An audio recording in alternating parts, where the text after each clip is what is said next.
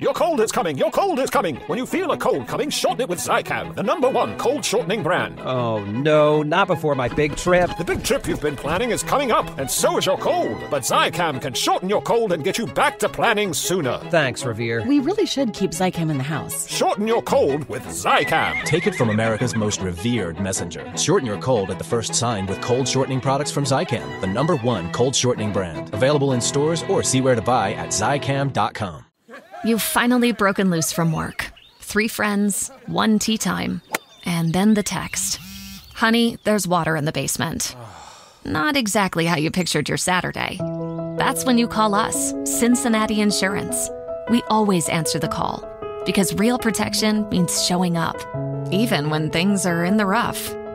Cincinnati Insurance. Let us make your bad day better. Find an agent at CINFIN.com. With comprehensive reports on local schools you won't find anywhere else, Homes.com is the only place to find the in-depth info home shoppers want. Very in-depth info. Curious about where a school ranks in the state? Look no further. Percentage of teachers in their first or second year? We've got it. Lowest student-teacher ratio? No problem. The best cafeteria lunch in the district for your 9-year-old food blogger?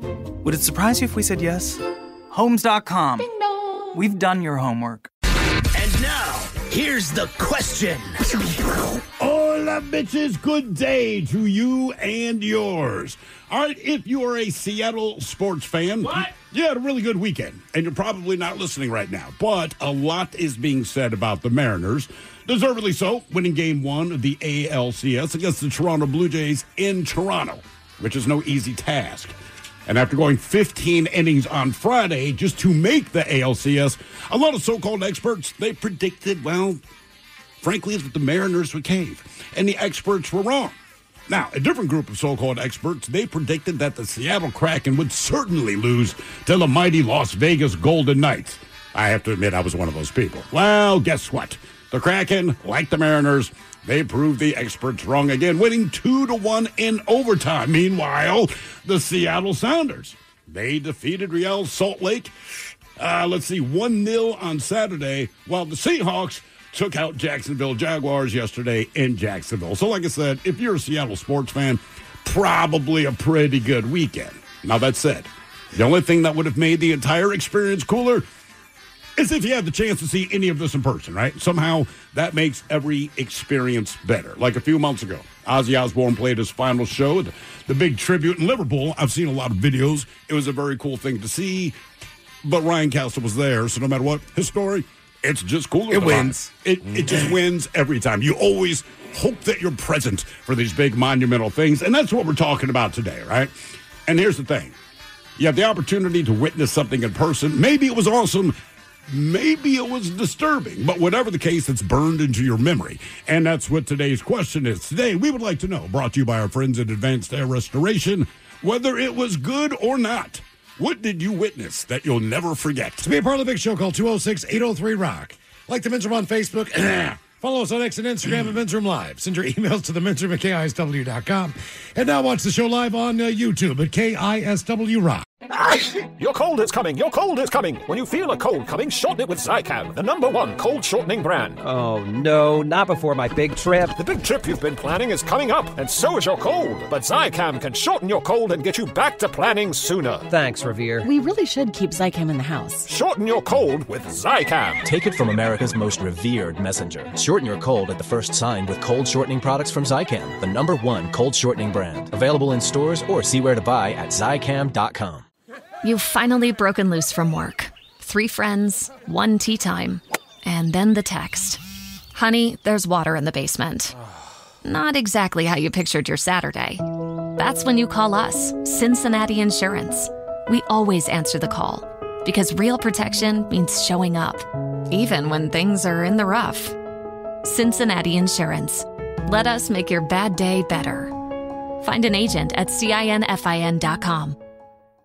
With a detailed agent directory you won't find anywhere else, Homes.com is the only place to find the in-depth info home shoppers want. Very in-depth info. Looking for a listing agent's contact info? We've got it. The agent with the most sales in your price range? Easy. Specialized agents with all the up-to-date info on your dream neighborhood? We'll know them. A Pisces who enjoys long walks on the beach? You've got other sites for that. Homes.com. We've done your homework. Coming at you live from Auto Trader, here's New Car Energy. They're searching inventory. You can make a budget for your wallet to help you succeed. It's smarter car shopping just for Find you. your next ride at autotrader.com, powered by Auto Intelligence. Is your business ready for what's next? Think about where you want to be in 3 years, 5 years, 10. Growth isn't about numbers. It's having the right specialist by your side. Moss Adams and Baker Tilly have joined forces to create a remarkable new organization. It's one advisory firm with resources, expertise, and vision built specifically to serve the middle market to help you get to what's next. Learn how Baker Tilly can help your business pursue its vision of success. Visit bakertilly.com/combo. Well, Patrols, away we go. Welcome to the 20th anniversary season, episode number 4,407. What a large and in charge program we have for you today. Oh, my God. Guaranteed future repeats. Your guess is as good as mine is back. Categories today include the most dangerous states in America. That list just came out today. All right. And a bunch of different ways that they got these numbers. So they put in a few factors, including personal and residential safety, financial safety, road safety, workplace safety, and emergency preparedness. So in other words, do you live in a place where natural disasters could happen? All right. Are you ready for them? Nope. So some of the most dangerous states, believe it or not, are dangerous just based on Mother Nature. Cool. If you look at the city of New Orleans, it is dangerous alone, but it's also dangerous based on the fact that Mother Nature can knock it out, right? Everything there is dangerous, but man, it's a lot of fun. Yeah, well, exactly. When you look at the South and some of those areas that are prone to natural disasters, those states are dangerous just based on that alone. Sure. Then you have some states that are more dangerous for other reasons, like job occupations, believe it or not. So when you look at a state like Alaska, all right, typically a lot of the work that's done oil there, refinery, fishing, yeah, all those things make that state dangerous as well. And then you just get danger, which we know to be normal danger. Normal danger. Yeah. Where like Ted, you were talking, you said with your relative or your friend the other day and said like, look, most of the crime in Washington is just property crap. For the most part. Not that we don't have all kinds of crime. But like you could just look at crime statistics overall and be like, Seattle's crazy. But a bulk of it is property crime as opposed to violent crimes in other areas. Yeah. I have lived in different places. This is probably, as far as major cities go, easily the safest, quote unquote. Yeah. Road safety, believe it or not, also factors into all that. So we have for you the top, and I pulled 15 because I figured as far as this category might be a little bit more difficult. So if you get 10 out of the 15, but by the way, as far as personal and residential safety risk, the least safe states are Alaska, which is the most dangerous state. I can believe it. I would think weather, animals, everybody has a gun. Number 2 would be Oregon. And that is back to just say, look, it's the job. You're a logger. There's all kinds of things as far as Oregon. And believe it or not, Washington is one of the not great states for personal and residential safety. But either way, Vermont is the safest place to live. I believe that. Followed by Massachusetts, New Hampshire, Maine. What do all these states have in common? New England. Utah and Connecticut also show up on the list. So Utah is the only state that is not from that particular area of the United States as far as being safe. Yeah. Now, for whatever reason, we also picked the greatest Seattle Mariners of all time. All time. Now, this was done by Seattle on Tap, and they did it in January of, actually, they did it the day after my birthday, on the 30th of 2025. Humble brag. Yeah, just dropping that in there, huh? Well, they have... Just wanted to let you know it's the day after my birthday. Yeah, just don't forget it. Yeah, seriously. And that's when they did That's my ex-wife's birthday, to be honest with you. That's, Cal Raleigh is 19th on the list. Yeah. Okay. It's a year ago. So he didn't do what he did. Sure. Okay? Yeah, there it is. But he's still considered one of the top 20 greatest Mariners. Definitely the greatest catcher. Yeah. No disrespect to Dan Wilson. He's just statistically, even at this point in time. Interested to see how many points he's moved up after this year. Yeah, I was going to say, let's wait until the day after your birthday next year. Yeah, so this list obviously is not going to be up to date on one player in particular, possibly two players. And we'll see Cal Raleigh after he's actually met me. Yes, there you go. Before I met him. Completely different player. Different guy. Completely different player. And out of the You're welcome, Seattle. Out of the top 10 that are on the list, we have been fortunate enough to meet two of the players. Okay. In our 20 years. Okay, I know at least one. Then I know two of them. Did he tell you to send him, or he sent you? Well, he could have done that, yes. Yeah. Yes. Great guy, too. Yeah. So, Because Mariners he hasn't coming beaten up. you up yet. I would pay money to watch him fight you. Oh, my God. You talk so much S to the I I'm did not talk crap. One day, he's just going to be, he's always a nice dude, but one day, No, he's going to have like a bad knows day I'm that we joking. don't know about. Uh-huh. And he's going to punch you in the face. I had his Yankee rookie card Yeah. for a long time on my desk, just waiting for him to come in and go like, man, I just wanted to get an autograph and you're playing for a winner. Because this was back when the Mariners were terrible. It's just every year, just Well, disappointing. you would always give him crap, too, and then he'd have to show up here to do ads. So it's like, well, you're going to see him. I'm gonna die. He did a great video for Jay, because Jay, when he swings the golf club, he was like, I'm smoother than Jay Buhner.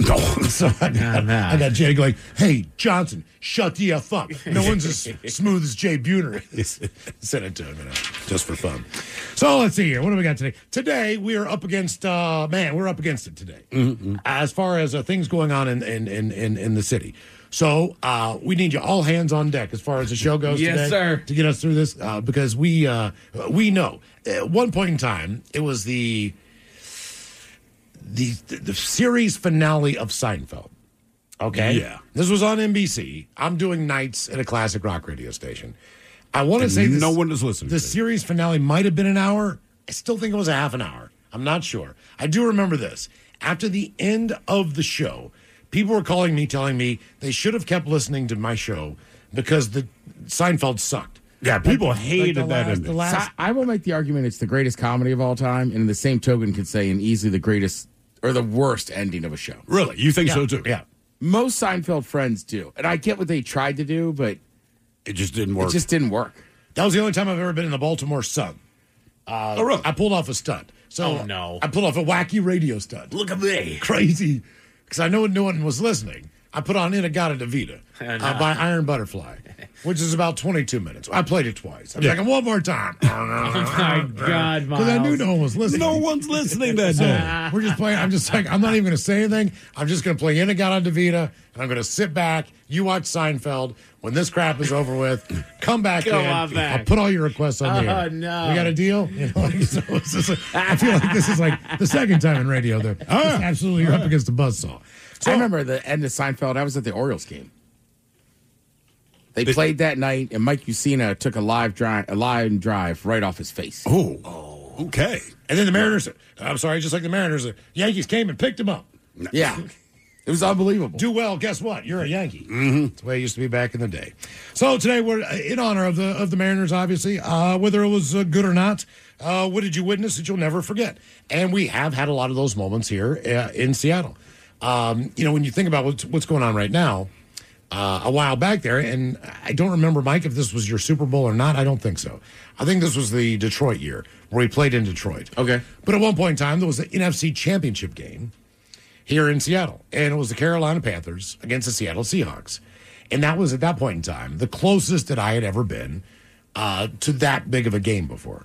And the Seahawks won. Yeah. They went on to play the Steelers. Obviously, they didn't work out the best, but the stadium was electric. It is a different feel, man. It is a different vibe. Obviously different team. It's the Hasselbeck era with Sean Alexander, and we might have even had Deion Branch then. I can't remember, from New England, but it was a different team. But it was still cool to watch a team all year long. Yeah. And then see them go to the Super Bowl. Yeah, of course. Tony Romo, I cannot remember what the hell he did. I don't know if it was... He Talking dropped about that playoff game. like it was an extra point or a field goal. I think it was a field goal because he was the holder for it. And Correct. The Cowboys had the Hawks dead to rights. They did exactly what you had to do in that scenario. The 2-minute offense drove down the field. But what's that, like 07, 08? Something like that. But got in field goal range. It was cold and essy outside. And I remember just thinking, well, here it is. Cowboys are going to win. And Tony Romo botched the hold. Yes, he did. Just dropped it, right? Yeah. And there's no kicker that can recover from that. If you drop the hold, it's over, man. And I just remember he got up and he tried to run and he almost made it. Correct. He did. He put in the old college effort. Yeah. Mm-hmm. I'll tell you one of the saddest things was we used to have Supersonic season tickets. The company did. All right. So the very last game of the year, our general manager is walking down the hall and she says, "Miles, do you want these tickets?" And I'm like, "For the Supersonics?" I'm like, "I'll go." She's like, "It's the last game. It's the last game they'll ever play in Seattle." And so I'm like, "You know what? Yeah, I'm going to go." Yeah. It's not going to be the last game, but it was at that point in time, in that era. And I went down to Key Arena, And, man, you could, at that point in time, they were encouraging people like a wrestling match to move forward. Oh, yeah. So it wasn't like you need to sit in your section, let me see your ticket. Crowd the court, ticket. It was like, man. hey, come down here and cheer on the team one last time. Right. It really was. Like, it was just a free-for-all. And we all just sat down there, and there were people who were crying. It was absolutely one of the most bizarre. He gutted the team at the end of the year. Right. All of our players were gone by the time it was all said and done. Well, Durant was still there. No, Durant was there. No, Yeah, no, well, was I a mean, few of they them. traded most of. But okay, here's the thing: Oklahoma City and the owners knew they were getting this team. Of course, they're not going to get rid of Durant, but they gutted the team throughout the year to get to the point where the Sonics are going to be so bad that it's going to be obvious that this team needs to move. You know, right? No support. They knew they were going to move him anyway. I mean, Clay Bennett and what's his face? They knew that. Yes, but but he was going to move it either way. Yeah, no matter what. It never had anything to do with the attendance. No, exactly. But that's why you drain the team so you can, pass blame along. Well, look, nobody came to the game. Well, you gutted the team, and we knew you were going to move them. That's what happened. That was one of the few games where I'm like, you know what? I'm going to stay to the end, and I did. So it was a close game. I can't remember who the hell they were playing. I think the Rockets. Either way, you stood up at the end of the game, and it was just like, it's going to be deflating. This was right? it was so quiet. Because there's nothing to look forward weird. to. It's not like, hey, wait till next year. Like it stops mattering, and it's weird. Sure, you were at the same game. I was courtside of that game. People were like crying and celebrating. Well, I wouldn't call it quiet. It was kind of just like it was weird. It seemed like a celebration of what it had been for the. It was weird. It was just one of those weird days where it's just like, I don't know. I mean, people are like, the kids beside me are like, with their dad and stuff, and yeah. I mean, it was just, it sucks. It did suck. So today we're going to talk about whether it was good or not. What did you witness that you'll never forget? 206-803-ROCK. So let's see if you remember this, Miles. According to AI, the last game that the Seattle Supersonics played was on April 16th, 2008, when they beat the Golden State Warriors. 126 to 121. Okay. Huh. Yeah. Go out on top. That's right. Oh, wait. That was in Oakland. The last home game. Damn it. Hang the on. last home. All right. Home game for each team. Somebody on YouTube says, I was one of the movers that packed up all the Sonics gear and moved from Key Arena. Against the Dallas Mavericks. The Mavericks. 99 to 95. Not the Rockets, Mavericks. All right. Our question, whether it was good or not, what did you witness that you'll never forget? 206-803-ROCK. Hello, Mark. Welcome to the men's room. Hello. Hey, keeping hola. Hola.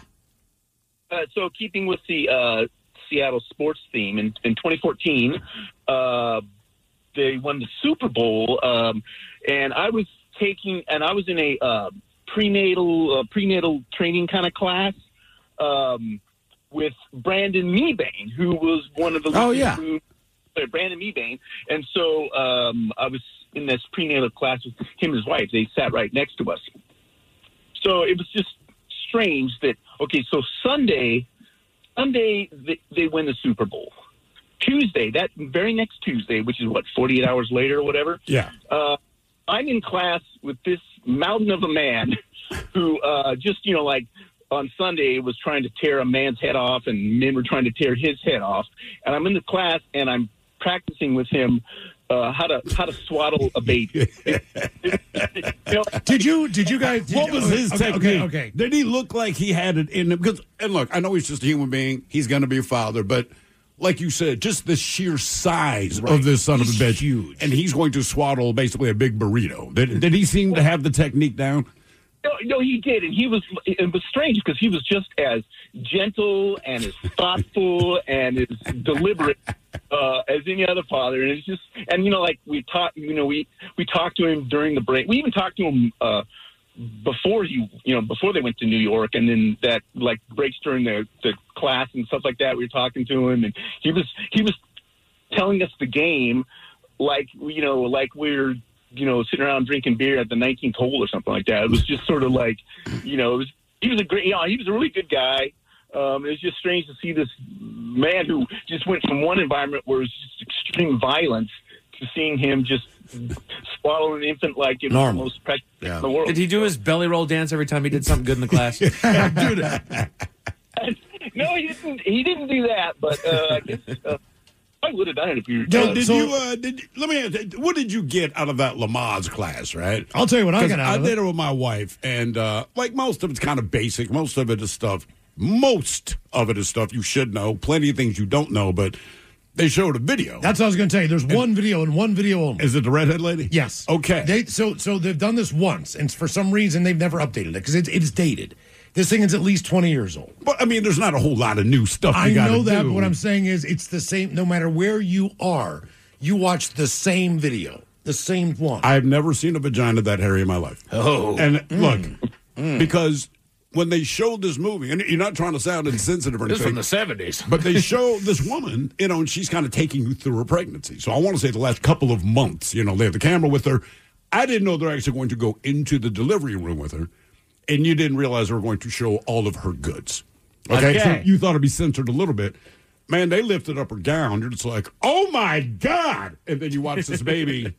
Hello. But like every dude in the class, we did the quick exchange of looks. Like, you're seeing this, right? Like, oh my! It's awful. It looked like a Muppet vomited up a child. It was so it's basically it's the birthing video. You're seeing the whole thing, and it's just. But you don't know that's coming. No, and like with me, I was more up by my my wife's head, so I wasn't Not your like babies. I wasn't down in the nitty gritty. I went down there like looking at it. I was kind of. You weren't in the nitty gritty. I was holding her hand. I was petting her head. The babies? I didn't get up in there. I was just trying to be the breathing, just doing the breathing, hanging out up top, and whatever was going on down below, I didn't see the action. Not like this video. Not my problem. Brother, I saw it all. Video. I saw it. So I will say this about the video. I'm glad I saw it because it was very unexpected. I mean, it just happened. You're like, Jesus God. So at the moment my kids were being born, I was a little better prepared, for what you're going to see. But it's different when it's your wife versus some random woman. So I'm like, oh, man, I hope she does. Yeah, same thing happened. Okay. Matt Greeks is commenting on our YouTube page. You said he was one of the people that packed up the stuff for the Sonics at Key Arena. He also says, seeing the shower heads in the locker room at 8 feet plus reminded me of how short I was at 5'7". I never even thought about that. I never would think that it's got to be. You got 7-footers in there taking a shower. So they adjust the shower. But isn't that the same as, it's the exact opposite, but the same as you said when you were house hunting with your then wife? Yeah. And I guess this house was in a great neighborhood. The market was hot, but it was still somehow affordably priced. Mm-hmm. And you walked in, and it just took you a little while to piece together why maybe this house is going for less. No pun intended. No, it had been on the market for over a year and a half, which made no sense. In Seattle at that time. And this was North Beach. Yeah, it's a great neighborhood. It's a little bold neighborhood that has a view of, the sound. Oh, dude, yeah. And everything else. I'm just like, why is this house in the market for so long?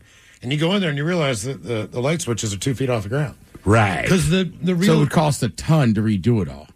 Because, a little person had the house retrofitted for their life. The kitchen counters were 3 feet tall. The sink was down there, crazy. too. So if you wanted to wash your hands... But it was everything, right? Everything. You had to bend over. What about, the toilet? The toilet was on a step system. So it was on, a pedestal. If that so makes it's a normal sense. height, but there was still a step to get up there. The bed was the same way. So you had a flat bed that looked like it was on the ground, but it wasn't. It was on, a 2 to 3 step tiered system. So, a bed itself is just too high. Yeah. You need to walk up to this thing. What about, once you realized what was going on... All the electricity needed to be redone. Could you not help but just look at it no, I got to see this room. I want to see everything now. Once we figured out what was going on, it was fascinating. Did the real estate agent tell you, or did you finally just piece together? We had no idea. We had no idea. We thought that there was something where, the inspector has come in here and said, look, this needs a new everything. Yeah. Well, it did. It did, but just, it wasn't structurally, deficient. It was just the fact that all the electrical needed to be changed. All the plumbing needed to be changed. All the kitchen needed to be changed. You don't think this through very much. No. Okay, every single door, the doorknob was down. The doors needed to be replaced. Everything in this home They should have just sold as is. I was like, well, they probably had to.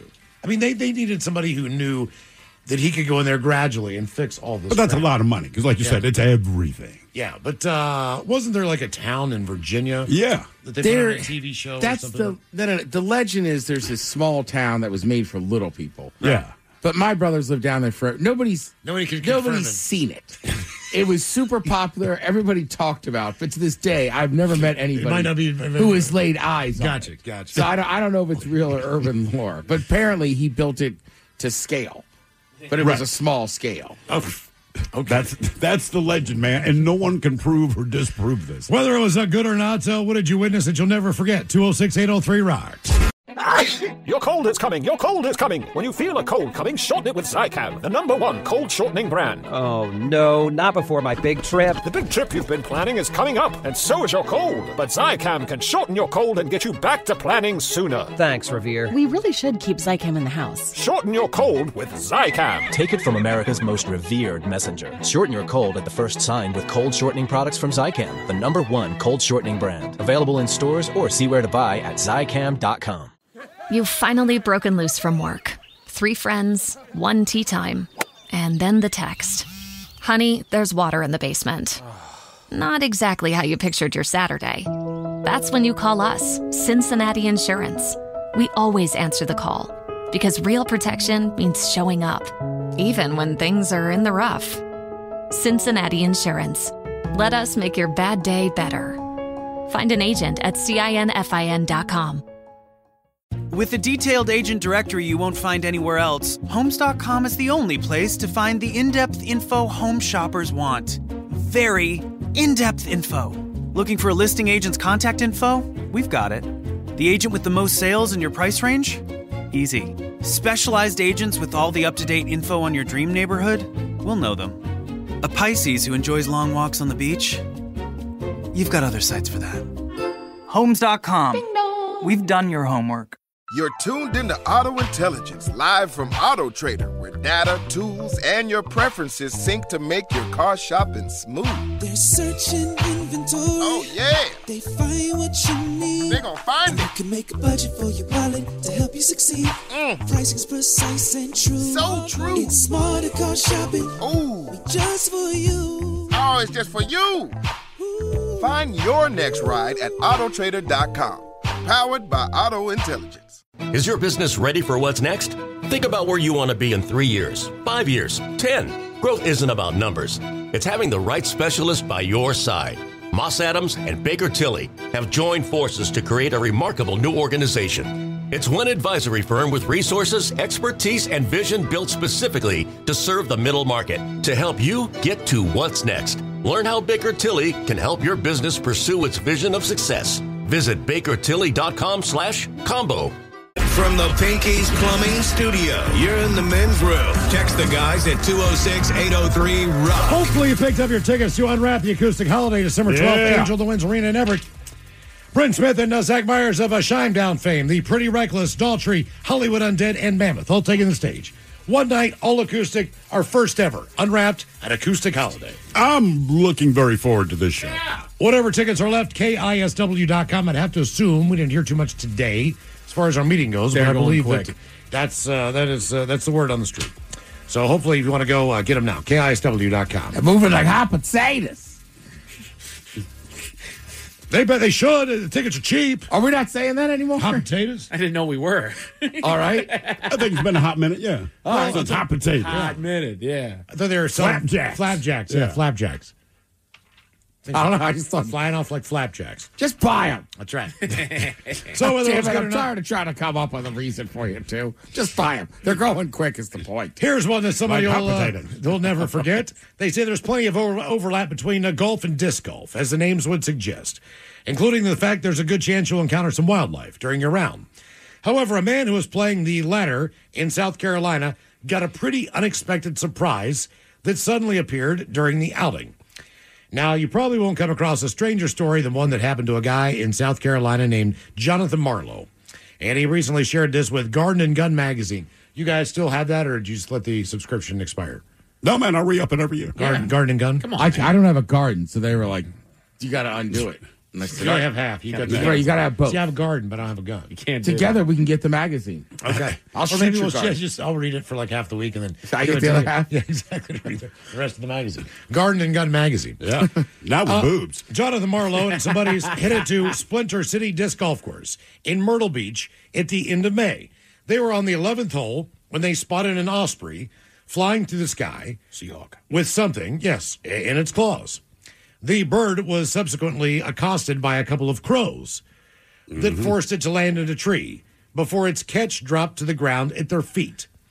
And while Marlowe had correctly assumed it was, I don't know, some sort of fish, he was understandably surprised to see it was a 2-foot hammerhead shark. Oh, damn. Oh, wow. One that specifically appeared to be of the undersized bonnet head variety that are, they say, in ample supply off the coast of South and North Carolina during the warmer months. He says he and his friends left the shark under the tree in case the osprey wanted to come back and retrieve it. But they were informed it was still there later that day after another disc golfer spotted it, commented on its Facebook post, recapping the incident. So, yes, they're on a disc golf course. An osprey drops a fish out of a tree. It's a 2-foot-long hammerhead shark. I like it. Whamp. Our question, whether it was good or not, what did you witness that you'll never forget? 206-803-ROCK. Hello, Tanner. Welcome to the men's room. Hola, guys. Hola. Hey, so I was just calling in. Okay, this happened probably like 29 years ago because I think I was like 3 years old at the time. And my grandma, she lived in Cooley City in eastern Washington. And we're going over to visit her. And I have a brother that's 6 years older than me. And we stopped, I think it's the Indian Hill truck stop right out past Snoqualmie. And we stopped there, and my mom goes, okay, told my brother to take me in to go to the bathroom. And so we could, we were little guys. And and she drove away, and you never saw her again. Yeah. And we go in there, and I'm holding my brother's hand. He's leading me in there, and I remember it was just like a bunch of guys using the bathroom and stuff. But I'll never forget this, is there's just this poor old man, and he was just butted up to the urinal, taking a dump in the urinal. Oh. And, like, everybody else was, like, still peeing next to him. So, like, he had, like, right next to his head, right next to his face, and he just squatted up with his butt all the way up in the urinal just taking a dump. And like I said, it's 29 years later, and that's still burned in my mind. Now, you said you were 3 years old when this happened? Yeah. And it burned in your mind, that story. Yeah, I remember, like, bits and pieces of being 3 years old. I just like the fact that this is like, nah, dude, this is a definitive memory. Yeah. Like, that's a no-no, and he was doing it. Were like all of the stalls being used, or do you think this was just what he did? I would hope all the stalls were used. I think, though, I'm pretty sure my brother and I were able to go into a stall, because he took me in one, because I was too small to use a urinal. Okay, so this dude just sounds like old guy doing old guy stuff. Does it? Yeah. Is that old guy stuff? The stall is open, man. I don't want to turn old. Maybe he's losing his mind. I mean, maybe. You guys familiar with, like, this is how well I remember. You guys familiar with the movie Office Space? Yeah. Yeah. Yeah, you know the guy that, like, got all the life insurance claims, body was all broken? Yeah. Yeah, he looked just like that actor. Okay. Damn, you remember a lot. That is, I guess that's something that's going to burn in your I mean, old man mind. Nudity sticks. Old man nudity, and anytime you see a turd out of place, right? When you just run through your Rolodex, like, you don't remember every turd you've ever seen, but when there's a turd somewhere you just did not expect to see a turd, for whatever reason, I have a strong memory of probably 20 different occasions, and I don't want those memories. I serve no purpose, but I remember the worst one, and this is during my days of being a homeless man. I managed to scrounge up enough money to stay at the whorehouse that's there, motel, as it were, but all I wanted to do was take a shower, right? Like, I was so excited to take a shower. I grabbed my towel, but it was a communal bathroom. You didn't have one attached to your room. It's a big-ass shower area. There's like 5 shower heads, 1 drain in the middle, and I walk in there, man, and the first thing I see is a mountain of human crap sitting over the drain. Like, you couldn't even waffle stomp this bad boy down. It was this massive pile, and I'm just staring at it like, thanks. I still had like 5 feet of space if I wanted to take the shot, but I couldn't do it. And I just felt so deflated. I'm like, all I wanted to do was take a shower. Of course, man. And there's this mountain of poop. You would help anybody in distress in any situation. But I'll still remember this. The woman who looked me in the eyes. So we were on a plane. I'm in the back of the cabin, and I'm waiting to use the bathroom. There are the bathroom on either side of the aisle, and I'm kind of near the last seat. So I'm just standing there waiting, and there's a little bit of room, so I'm not really interrupting the flight crew. But this woman she's in distress. I do not realize how bad she's in distress. Can you hear her through the door? Or? No, not really. I don't know if she tried to open the door to ask or just, ask for help. Yeah. Whatever. But she had her hand on the doorknob, but the door is now opening and closing, opening. And it opens in, right? Yes. And I can see her in there, and she is throwing up everywhere. Her pants around her ankles. She's older. She's banging around. The plane is not experiencing turbulence. She just can't sit. Keep her balance. She cannot keep her balance in there. Like she's going back, like she's in and out of consciousness. And she looked at me just like, she didn't say anything, just like, please to God, somebody help me. You know what I mean? And so I went back and talked to one of the stewardesses. I was like, hey, you need to get in there. She is really having a bad time.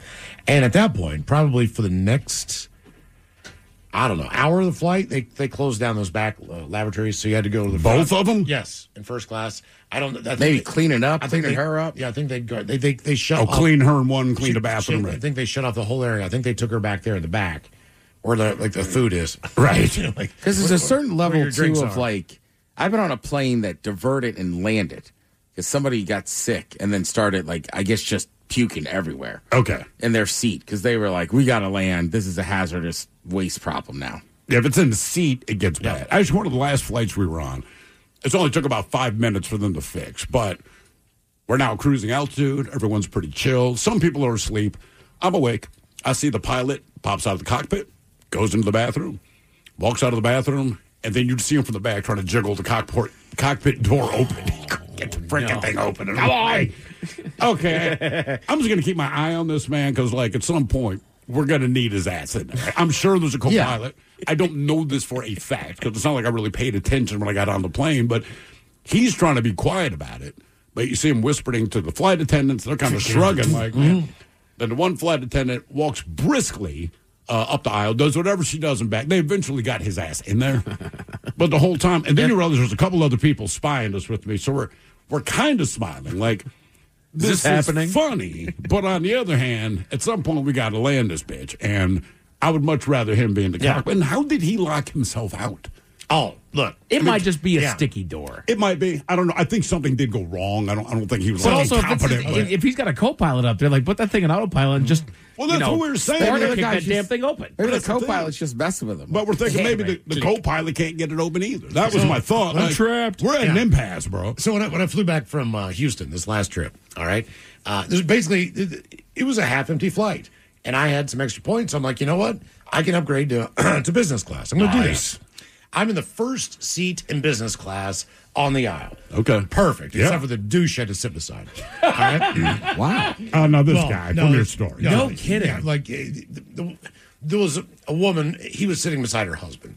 And she basically said, hey, would it be okay if we switch seats? Sure. That way I can sit with my husband. He's like, absolutely not. And I'm like, oh. I'm like, hey. Was she also in business class? Yeah, we're all right there. That's what I'm saying. There's no win or lose here. I'll tell you what. I'll get up. I'll move. I'm going to take the aisle now. There you go. But I'm going to sit there next to this douchebag now for the rest of the flight just so she can sit by her husband, which I thought was the right move. Yeah. Anyway, so the woman who's taking care of first class and business class is every bit of 4'5". All right. I mean, she's smiley.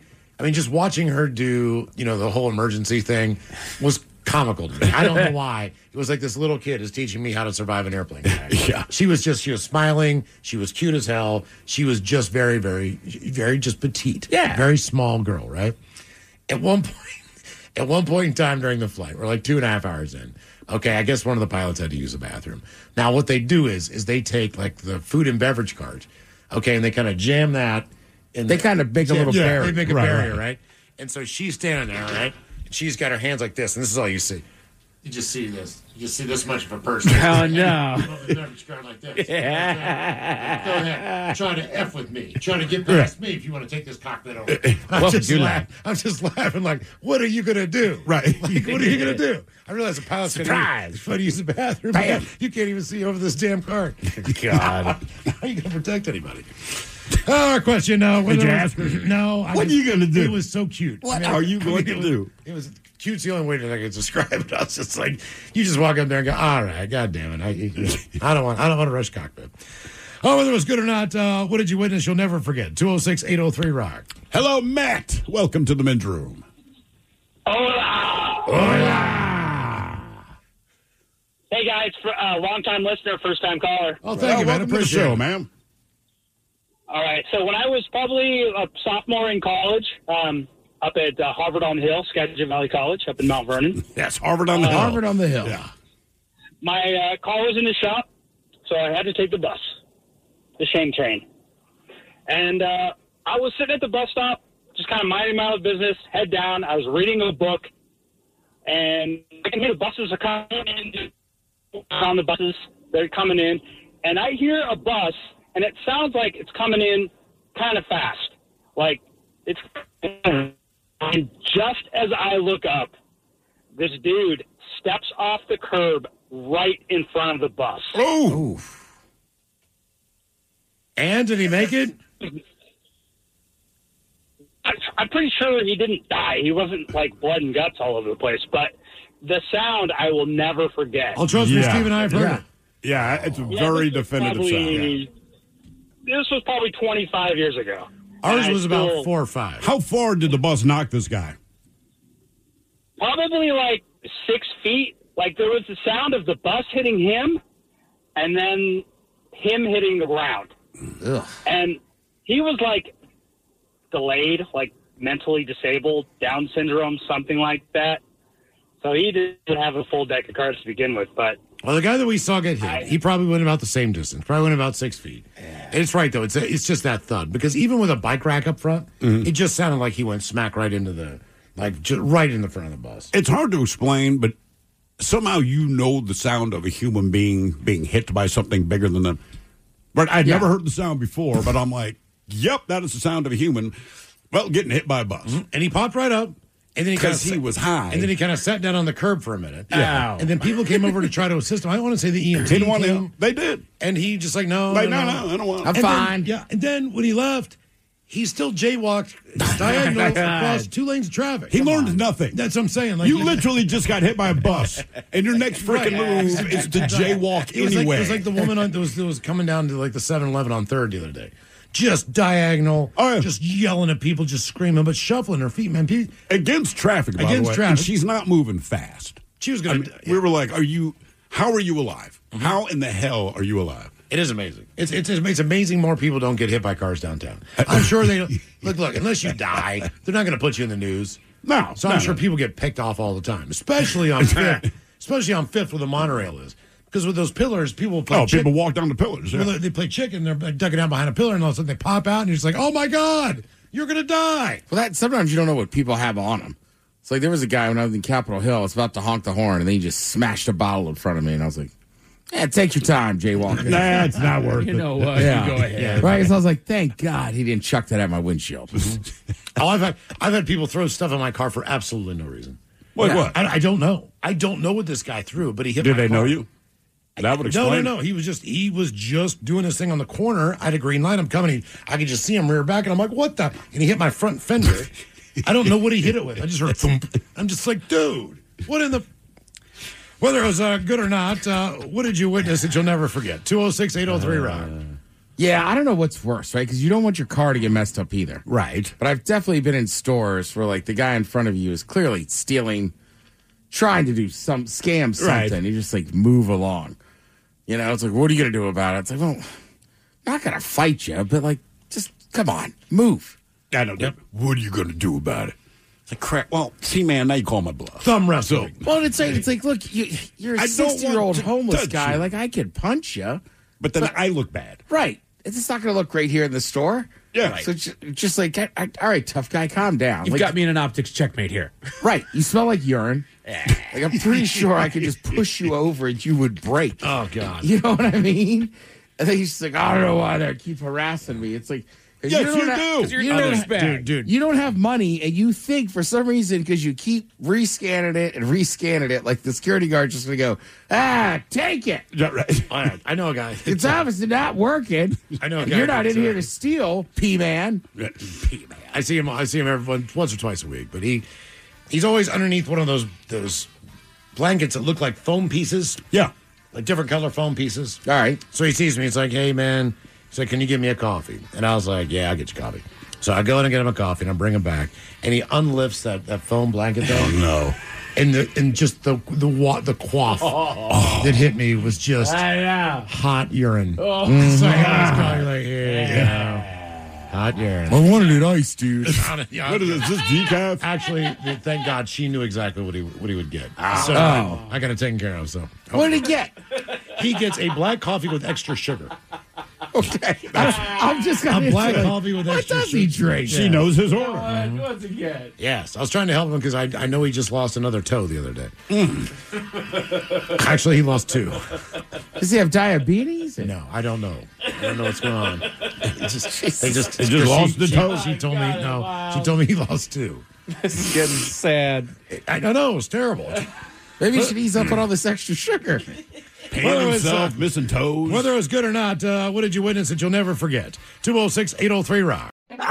Your cold is coming. Your cold is coming. When you feel a cold coming, shorten it with Zycam, the #1 cold shortening brand. Oh, no, not before my big trip. The big trip you've been planning is coming up, and so is your cold. But Zycam can shorten your cold and get you back to planning sooner. Thanks, Revere. We really should keep Zycam in the house. Shorten your cold with Zycam. Take it from America's most revered messenger. Shorten your cold at the first sign with cold shortening products from Zycam, the #1 cold shortening brand. Available in stores or see where to buy at Zycam.com. You've finally broken loose from work. 3 friends, 1 tea time, and then the text. Honey, there's water in the basement. Not exactly how you pictured your Saturday. That's when you call us, Cincinnati Insurance. We always answer the call, because real protection means showing up, even when things are in the rough. Cincinnati Insurance. Let us make your bad day better. Find an agent at CINFIN.com. With comprehensive reports on local schools you won't find anywhere else, Homes.com is the only place to find the in-depth info home shoppers want. Very in-depth info. Curious about where a school ranks in the state? Look no further. Percentage of teachers in their first or second year? We've got it. Lowest student-teacher ratio? No problem. The best cafeteria lunch in the district for your 9-year-old food blogger? Would it surprise you if we said yes? Homes.com. We've done your homework. You're tuned into Auto Intelligence, live from Auto Trader, where data, tools, and your preferences sync to make your car shopping smooth. They're searching inventory. Oh, yeah. They find what you need. They're gonna find it. You can make a budget for your wallet to help you succeed. Pricing's precise and true. So true. It's smarter car shopping. Ooh. Just for you. Oh, it's just for you. Ooh. Find your next ride at Autotrader.com. Powered by Auto Intelligence. Is your business ready for what's next? Think about where you want to be in 3 years, 5 years, 10. Growth isn't about numbers. It's having the right specialist by your side. Moss Adams and Baker Tilly have joined forces to create a remarkable new organization. It's one advisory firm with resources, expertise, and vision built specifically to serve the middle market to help you get to what's next. Learn how Baker Tilly can help your business pursue its vision of success. Visit bakertilly.com/combo.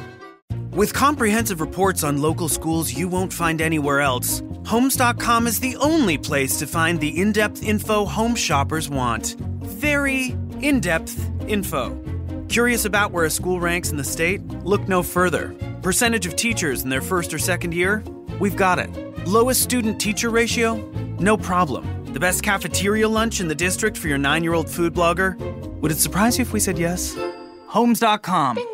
We've done your homework. You've finally broken loose from work.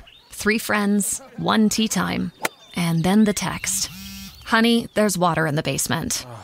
Not exactly how you pictured your Saturday. That's when you call us, Cincinnati Insurance. We always answer the call, because real protection means showing up, even when things are in the rough. Cincinnati Insurance. Let us make your bad day better. Find an agent at CINFIN.com. Your cold is coming. Your cold is coming. When you feel a cold coming, shorten it with Zycam, the #1 cold shortening brand. Oh, no, not before my big trip. The big trip you've been planning is coming up, and so is your cold. But Zycam can shorten your cold and get you back to planning sooner. Thanks, Revere. We really should keep Zycam in the house. Shorten your cold with Zycam. Take it from America's most revered messenger. Shorten your cold at the first sign with cold shortening products from Zycam, the #1 cold shortening brand. Available in stores or see where to buy at Zycam.com. The shenanigans continue. This is the Men's Room with Miles and Thrill. By the way, you got it as we celebrate our 20th anniversary party up in Woodinville there at the Black Raven Brewing Facility. We asked you to pick the T-shirts that you want back in the rotation, one that you'd like to own again. My vote was for the Turtle Sex T-shirt, but you were the ones who voted. So now we have the Men's Room Drinking T-shirts available for you in the Rock Shop now. At KISW.com as we say cheers to 20 years. Hell yeah. Here on The Rock. On our question whether it was good or not, what did you witness that you'll never forget? 206-803-ROCK. A couple of comments here. Let's see. This is back in the day, guys, but I saw someone try to rob a Blockbuster Video. The guy that I kind of knew from high school behind the counter beat him unconscious and bloody with a metal Little League bat that they had behind the counter there. Never will forget that. Busted your block. Oh, here's pretty cool. I watched the solar eclipse from a mountaintop with a 360-degree view. Pictures don't do it justice. I saw the shadow coming over the ridges towards me for a moment, incredibly fast, blacking them completely out. Then the light just goes out and the temperature instantly drops. Mm-hmm. You look around, you can see the sunlight in the distance in every direction, but not on you. Right. That's crazy. That is pretty cool. Here's a weird one. A dude landed his parachute on our school soccer field. The year was 2005, when I was still in 5th grade. It was random as F. We're just there having recess. And suddenly, this guy lands his rainbow-colored parachute out of nowhere. The cops eventually ended up, believe it or not, arresting him, as apparently he didn't have any permits or whatever, but all the kids were cheering and jumping up and down. Yeah, I mean, if I'm a kid, that's awesome. Parachute day was always the best in school, so now they're stoked. Oh, you mean when they put you under the thing? Yeah. Yeah. But I don't know that I'd be super pumped. They're like some random dude just landed at your kid's school. I mean, look, if I'm a kid, I definitely get the perspective. It's awesome. My first thought is Red Dawn. Well, yeah, are you saying that's how they invaded the country? The kids were in school. They're like, look at the guys in the parachutes. And then they were mowed down. I don't know this to be fact, obviously. Know nothing about it. But you just can't go up and parachute, I guess. I guess not. Yeah, I guess not. Like, I got a Cessna. Got a buddy who can do it. Like, hey, man, I'll take you up there if you want. I just want to jump out. Yeah, I'll drop you over to the stadium. Is it that you have to contact the FAA? Is it that you have to have a permit? And then my question is, even if the guy had a permit, like, you still landed on a school lawn. Yeah. On a soccer field. Yeah. Okay. Yeah, I don't know. Couple more. Guys, I saw a kid on a bike get hit by a car in San Francisco. Oh. I heard something that sounded like a car door slamming real hard. Turned around to see about a 14-year-old kid in his BMX about 7 feet up in the air. When he hit the road, his first instinct was to get himself and his bike out of the road. So he was a little bit shaken, but he was okay. He was safely on the sidewalk and just sat down on the curb and started sobbing. That sounds about right. I'm going to go ahead and have a cry. Yeah, I realized how bad it hurts now. Yeah. Guys, I saw the Challenger blow up from the roof of my work building back in the day. Oh. I saw it on television. I did too. Well, we saw it after the fact, but your brother saw a launch. I think it may have been the final shuttle launch. Either way, man, he's worked in the aerospace industry since he got out of college, right? But I don't know what the process is to get an invite to Cape Canaveral. Obviously, if you're family or work in the industry, but they invited him down. And again, I'm pretty sure it's the final shuttle launch. I'm like, how was that? And he's like, it's cool, man, because you're real far away from this thing, all right? And he said, like, it takes off. And you don't hear anything for a second. You just see this big explosion, and this thing's going up in the air. It said then, like, the temperature picks up. The ground starts rattling, and you realize all the thrust that thing needs to actually launch it. He's like, it is deafening. It was almost terrifying. He's like, it's crazy. And he's like, again, you're not even close. Right. You're a good distance away. I was like, man, that's something I really want to do. Guys, I saw the last shuttle launch from Disney World.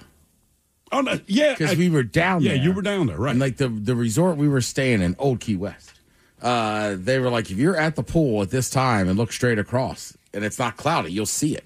How close do you think you were if you'd asked me? 10 miles, 5 miles? I have no idea. Really? Honestly, I have no idea. But it was clear as day. Well, it's Kennedy. Did you hear any of it? It's on the ocean, so that's an hour away. Really? Least, by car. Huh. Yeah, I want to say, I think it was a couple hours away, but it was still just cool to see. Like, oh, wow. Holy cow. Yeah, and you, even from that distance, like, you've never seen anything move like the space shuttle moves with all the. Yeah, that's what my brother was saying. He was like, dude, it's just not what you expect. Guys, I thought I grew up in a quiet town that had nothing going on, but my mom was a store manager at Target. Had a customer come in one day, drop her clothes completely in front of everyone, then proceeded to pull an empty syringe out of her backside and start waving it in the air. My mom talked about this for weeks. Can I get a refill? She told everyone she knew the story. No matter where we were, she told everybody about that woman. Well, yeah, to get naked and do something weird kind of sticks in the memory. Yeah. Guys saw Led Zeppelin during the Physical Graffiti Tour. Jimmy Page was playing the guitar with a bow, and a laser pyramid was spinning around him. Jimmy started playing faster and faster. The pyramid is spinning faster and faster, and suddenly he goes into the opening for Kashmir. 13,000 people just erupt, standing on their feet, and lit their lighters. That sounds cool, actually. Our question, whether it was good or not, what did you witness you'll never forget? 206-803-ROCK. Hello, Angel. Welcome to the men's room. Hola, muchachos. Hola.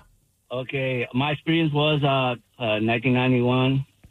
I was in the Persian Gulf War, and this is a different type of war because this was more like a tank battlefield, mechanized vehicles. You put your soldiers over there, we are over here, and then we go at it. And after like 1.5 days, 2 days, no sleep, you can start smelling like mixture between diesel burning with human feces and puke, and you know when you're grilling chicken and one of them drumsticks fall in the grill. Yeah. Okay, man. Yeah, that's a I pretty don't good, know if that's pretty good going to analogy compare. there, But, Angel, yeah, go ahead. Hello? Yeah, we got you. So this is like a different type of battlefield. This is like tanks against tanks and stuff like that. So it's a lot of burning and people blowing up and all that. And so every time I go into a bathroom that is dirty, I remember Just stuff go right like back that. to it. Wait, every time you go into a dirty bathroom, it takes you back to there. Exactly. Every time I am in a party and somebody throw up, I think about it. Smells bring back memories, man. No, they do. Yeah. That's just not where I would hope I would go with that. Yeah. So this is what it is for me, Wow. I mean, like Damn. every time I Okay. throw up or somebody else throws up, it just takes me back to the last time somebody threw up around me. Yeah. There's always this universal smell. They're pretty much all vomit, depending on what you drink. But generally speaking, like, the smell of puke, it just smells like puke. Nothing else smells like puke. Yeah. It really doesn't. Same thing with poop. Everyone's poop smells a little different, but you have no doubt that it is, in fact, poop. I felt a lot of, been around, especially in your 20s, you meet a lot of people that are puking. Yeah. From partying and this and that. I swear, my nephew once on Christmas Day when he was a little kid puked, and it was the most rancid, awful thing I've ever smelled. I've never had a real adverse reaction to the smell of someone puking. And in this case, it wasn't even puking, just they regurgitated food out of their mouth. And I cannot explain how disgusting this was. But I'm with my cousin. We're kids at this point. And I don't remember what the conversation was, but I said something and he laughed. He's like 2 or 3 years younger than me. And he's drinking a Coca-Cola, but he had scrambled eggs in his mouth. And all of these scrambled eggs just came out and streamed into his glass of Coke. And it does not sound as gross as it was, man. But I remember it went to his Coke glass. Yeah. Then it kind of spinning around the top. And my brother, who rarely outwardly gets mad, just the look of sheer disgust on his face. Like he wanted to beat up our cousin. But I was like, man, to this day, I don't know that I've seen anything grosser. And honest to God, it was just scrambled eggs. My daughter had the worst puke I've ever seen in my life. There wasn't even no alcohol involved. Right. She had a seizure, and I mean, everything comes out. Everything. You ate food a month ago, it's coming out. I mean, backside, front side. So she's pooping too, right? Oh, God. I mean, everything. Completely. Her body. You couldn't have taken a syringe and pulled out anything. Right. It's all gone. It's gone. I was just like, damn, man. That is a lot. That is gross. Yeah. Not even the seizure, man. You're just gross. Also, just so you know, EMTs, those guys, EMS guys, firemen, whatever, they are very thorough, and God bless them for doing their job. Yeah. And I appreciate that. But they will pull. They want to pull you aside. They want to make sure you don't beat your kid. Yeah, of course. So they kind of have that interview process with you. We're like, but you're still freaked out over what you've seen. Right. You're trying to be calm to answer the questions. Right. But... I know, but you're just like, you're not in a good state of mind. No. So it's like, it's not that it's like, you want to say, hey, this is a ridiculous question. I understand the protocol behind it. Can we wait 5 minutes? Yes. Can we get her in the ambulance and get her to the hospital? Then I'll answer all your questions. You're like, can we get her out of the freaking house, man? Yeah. You know? But that, God bless them. They have to do it for a reason. Because, I get it. Because it's necessary, obviously. Right. Whether it was good or not, what did you witness that you'll never forget? 206-803-ROCK. Hello, Nick. Welcome to the men's room. Hola. Hola. How you doing? Doing great, man. How are you, bro? I am phenomenal. Well, I got to tell you, I had this friend who was a singer for a band down in Portland, and he came up here to do a show at Under the Rail. And he did his set, and he did fine, but he goes, I want you to stick around for the next act. And I was like, okay, sure, whatever. And so I do, and it turns out to be Gigi Allen and the Murder Junkies. Let me guess, you had no idea what to expect when this dude rolled on stage. None whatsoever. I was a babe in the woods. It was really, really unbelievable. And what are some of the stunts he pulled off? Well, I don't know how much I can really tell online, on the air, but he just, he would jump from the stage and fight with anybody he could while he's covered in his own excrement. Oh, yeah. You don't remember this guy, Gigi Allen? No. Look, I can't tell you anything about this guy other than what Nick is telling us now. Like that was his whole thing. Like, if you go to his show, there's blood, there's vomit, there's poop, there's pee. All of it's real, and most of it's his. Yeah, absolutely. Is the band any good? Where they shouldn't be, all kinds of stuff. Yeah, wouldn't he, like, roll on the stage with broken glass and all this stuff, man? I mean, that was just kind of... Yep. So, covered in blood, yeah, and he'd fight anybody that was near the stage. Luckily, my friend told me to stay back from the stage, so that was a good part. Were people Nothing will ever shock me now. Would he just jump in the crowd and start punching people, or did you have to yell something at him? I don't know the whole thing. But, like, that was his... You can see the videos on YouTube or whatever. Oh, yeah. I mean, they're all over. That's the only thing I ever heard about the guy. Gigi Allen and the Jabbers? Just the try Murder Gigi Junkies. Allen. Yeah. I don't think his backup band's going to matter much about what kind of display he's going to put on, man. No. That guy. So, was the band any good? The band was absolutely horrible. Okay. That's why you have to do all that other stuff. The Mentors, but they were worse than that. I know the name, the Mentors. Not familiar with them, though. They're from Linwood. Okay. Well, Mentors, if you're out there, apparently you were terrible.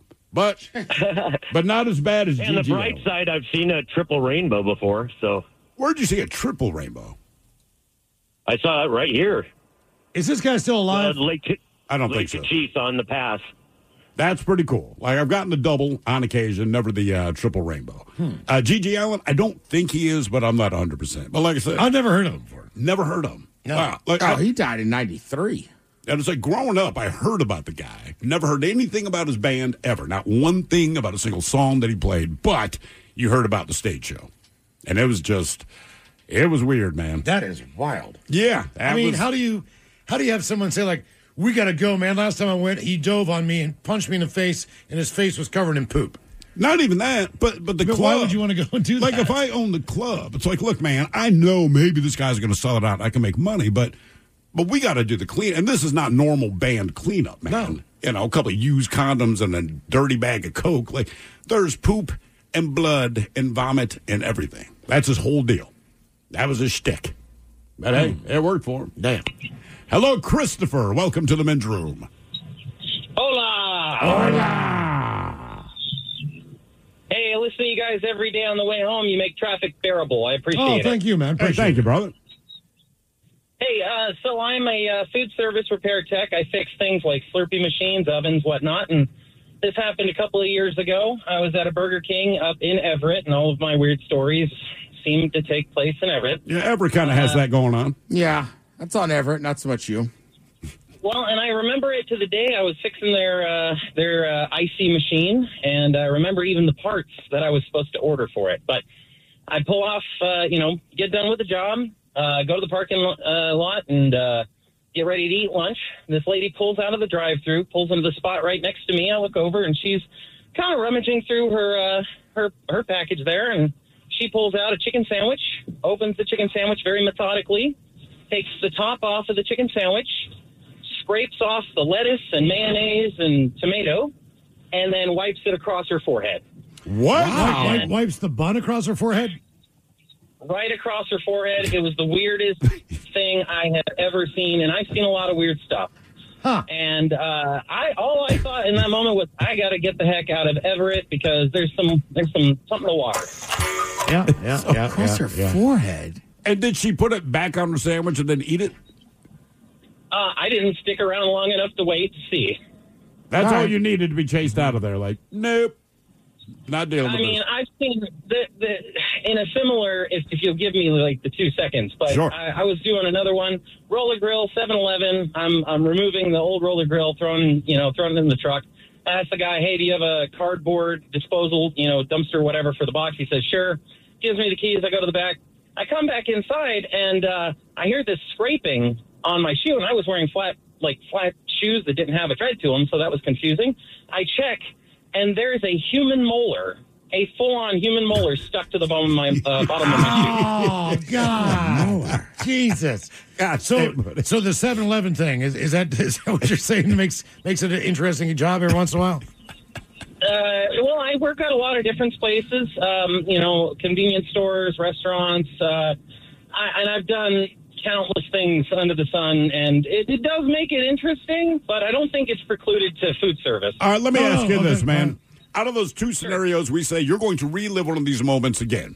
Is it crazy lady wiping condiments in the bun across her forehead, or you step on another human molar?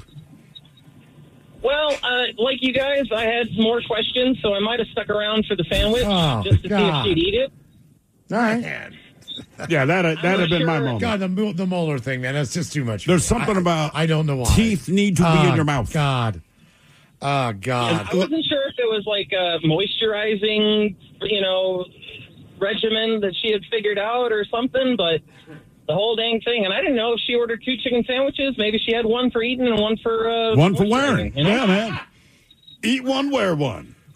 It also seems odd that you could just go to the store and get lettuce and mayonnaise if you just want to wipe it on yourself. Right. I would think if I'm going to do something like that, that's something I would do in the privacy of my own home. But I have the disadvantage of not being clinically insane. Nah, man, you need the essence of the bun, and it's time sensitive. After a while, that bun gets too waterlogged. I thought she was going to be your hero. Like she took the tomato off. She I was tracking. I'm like, okay, yeah. You're like, what's Good the for big her. deal? See, what if he just said, and then she just ate that sandwich just like that? I was going the opposite. I thought it was going to be much dirtier.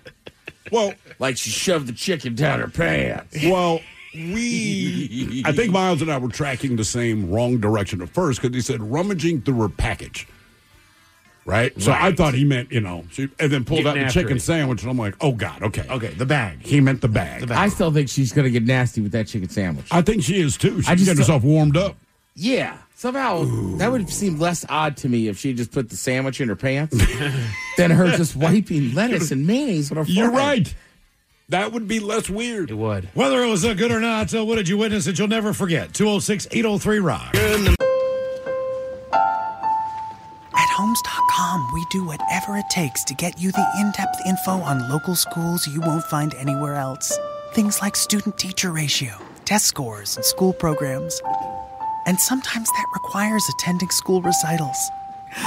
So many recitals. That's my son. Isn't he terrific? Yeah, a real prodigy. Homes.com. We've done your homework. You've finally broken loose from work. 3 friends, 1 tea time, and then the text. Honey, there's water in the basement. Not exactly how you pictured your Saturday. That's when you call us, Cincinnati Insurance. We always answer the call because real protection means showing up, even when things are in the rough. Cincinnati Insurance. Let us make your bad day better. Find an agent at CINFIN.com. Your cold is coming. Your cold is coming. When you feel a cold coming, shorten it with Zycam, the #1 cold shortening brand. Oh, no, not before my big trip. The big trip you've been planning is coming up, and so is your cold. But Zycam can shorten your cold and get you back to planning sooner. Thanks, Revere. We really should keep Zycam in the house. Shorten your cold with Zycam. Take it from America's most revered messenger. Shorten your cold at the first sign with cold shortening products from Zycam, the #1 cold shortening brand. Available in stores or see where to buy at Zycam.com. Is your business ready for what's next? Think about where you want to be in 3 years, 5 years, 10. Growth isn't about numbers. It's having the right specialist by your side. Moss Adams and Baker Tilly have joined forces to create a remarkable new organization. It's one advisory firm with resources, expertise, and vision built specifically to serve the middle market to help you get to what's next. Learn how Baker Tilly can help your business pursue its vision of success. Visit BakerTilly.com/combo. You're tuned into Auto Intelligence, live from Auto Trader, where data, tools, and your preferences sync to make your car shopping smooth. They're searching inventory. Oh, yeah. They find what you need. They're gonna find it. You can make a budget for your wallet to help you succeed. Pricing's precise and true. So true. It's smarter car shopping. Ooh. Just for you. Oh, it's just for you. Find your next ride at autotrader.com. Powered by Auto Intelligence. Men's Room. Count up the 10 greatest Seattle Mariners of all time and the most dangerous states with your guess is as good as mine. Yeah. In the meantime, our question, whether it was good or not, what did you witness you'll never forget? 206-803-ROCK. A couple more comments. This is a pretty good one here. Guys, I was in Munich, Germany about 5 years ago. Was walking back to my hotel when I hear Eye of the Tiger playing loud in the middle of the street. Of course. It's the German way. I turn around, and there's a guy jogging and running on the opposite side of the street. No way. He's being followed by a guy on a rickshaw that's got a big speaker on the back seats. That's where Eye of the Tiger's coming from. So silly and simple, but actually made me laugh out loud when I saw it. Hey, man, it All right. works. You hear the song, you want to do something. Yeah. No matter how cheesy it is. Well, the guy in the rickshaw's got to be running. So he's actually pulling a rickshaw with the speaker. He's the one getting in shape. I was thinking a bike rickshaw. Oh, maybe. You think he's running? I was going to say. I feel like everybody's worked out to that song at least once. If you're working out, even if you're working out for the first time, it's like you got to listen to music. I feel like that's the first song that comes to mind. Just go Eye of the Tiger. It'll work. That's the last time you saw a man running a rickshaw. Never. Never.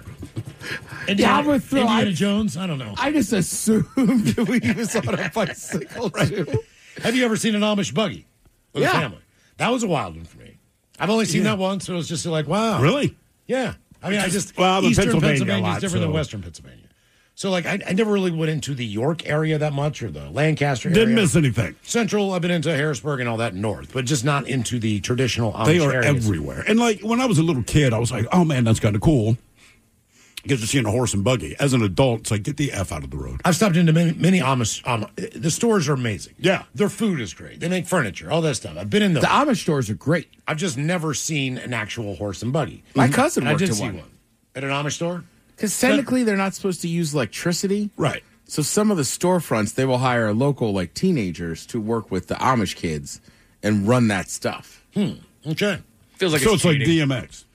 Now, I cannot use this electric drill, but I can hand it to my homeboy over here, and you can use that electric drill. There's a lot of stuff going on there. Could they use batteries? You know what I mean? No. So that's the whole thing now is that some of them are using solar power kind of tools and stuff. And like, where's the line? Wait, where's the line? So I'm with you. Like, you're sending, teenagers down on a bus, and it's like, we put a partition in between the men and the girls and the boys. Like, sure, but you're also running a business. Like, how, I don't know. Mm-hmm. Yep. It's like, I was talking with some people yesterday about the LDS, right? Mm-hmm. Church of Latter-day Saints. And when they have that soaking. Oh, yeah. What is it? You haven't heard of this? How do I describe it? It's what the new kids are doing. So they're simulating sex by basically doing 3/4 of what it takes for sex, holding position, and sometimes your friends can shake the two of you and to then Wait a get the minute. So sensation. you're in there, but you're not moving? Correct. And then your buddy comes up and just gives you a butt jiggle? Which I say is BS. Oh, my God. You show me two 18-year-olds sitting there, like, come on. No, man. So they're naked. Yes.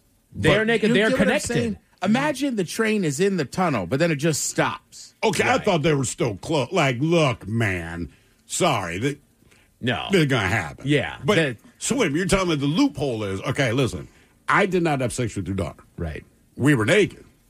And then my buddy came up behind me and shook my hips for me. Because my whole thing is, God, big on loopholes. Like, oh, shucks, you kids got me again. Right. That's what he does. Heaven's open for you. You got me. Doggone it. I didn't predict that. Pulled the wool over my eyes. Come on, gang. Couple more. Ric Flair, guys, got pants at a WWE event in Boston. I had the privilege of being front row.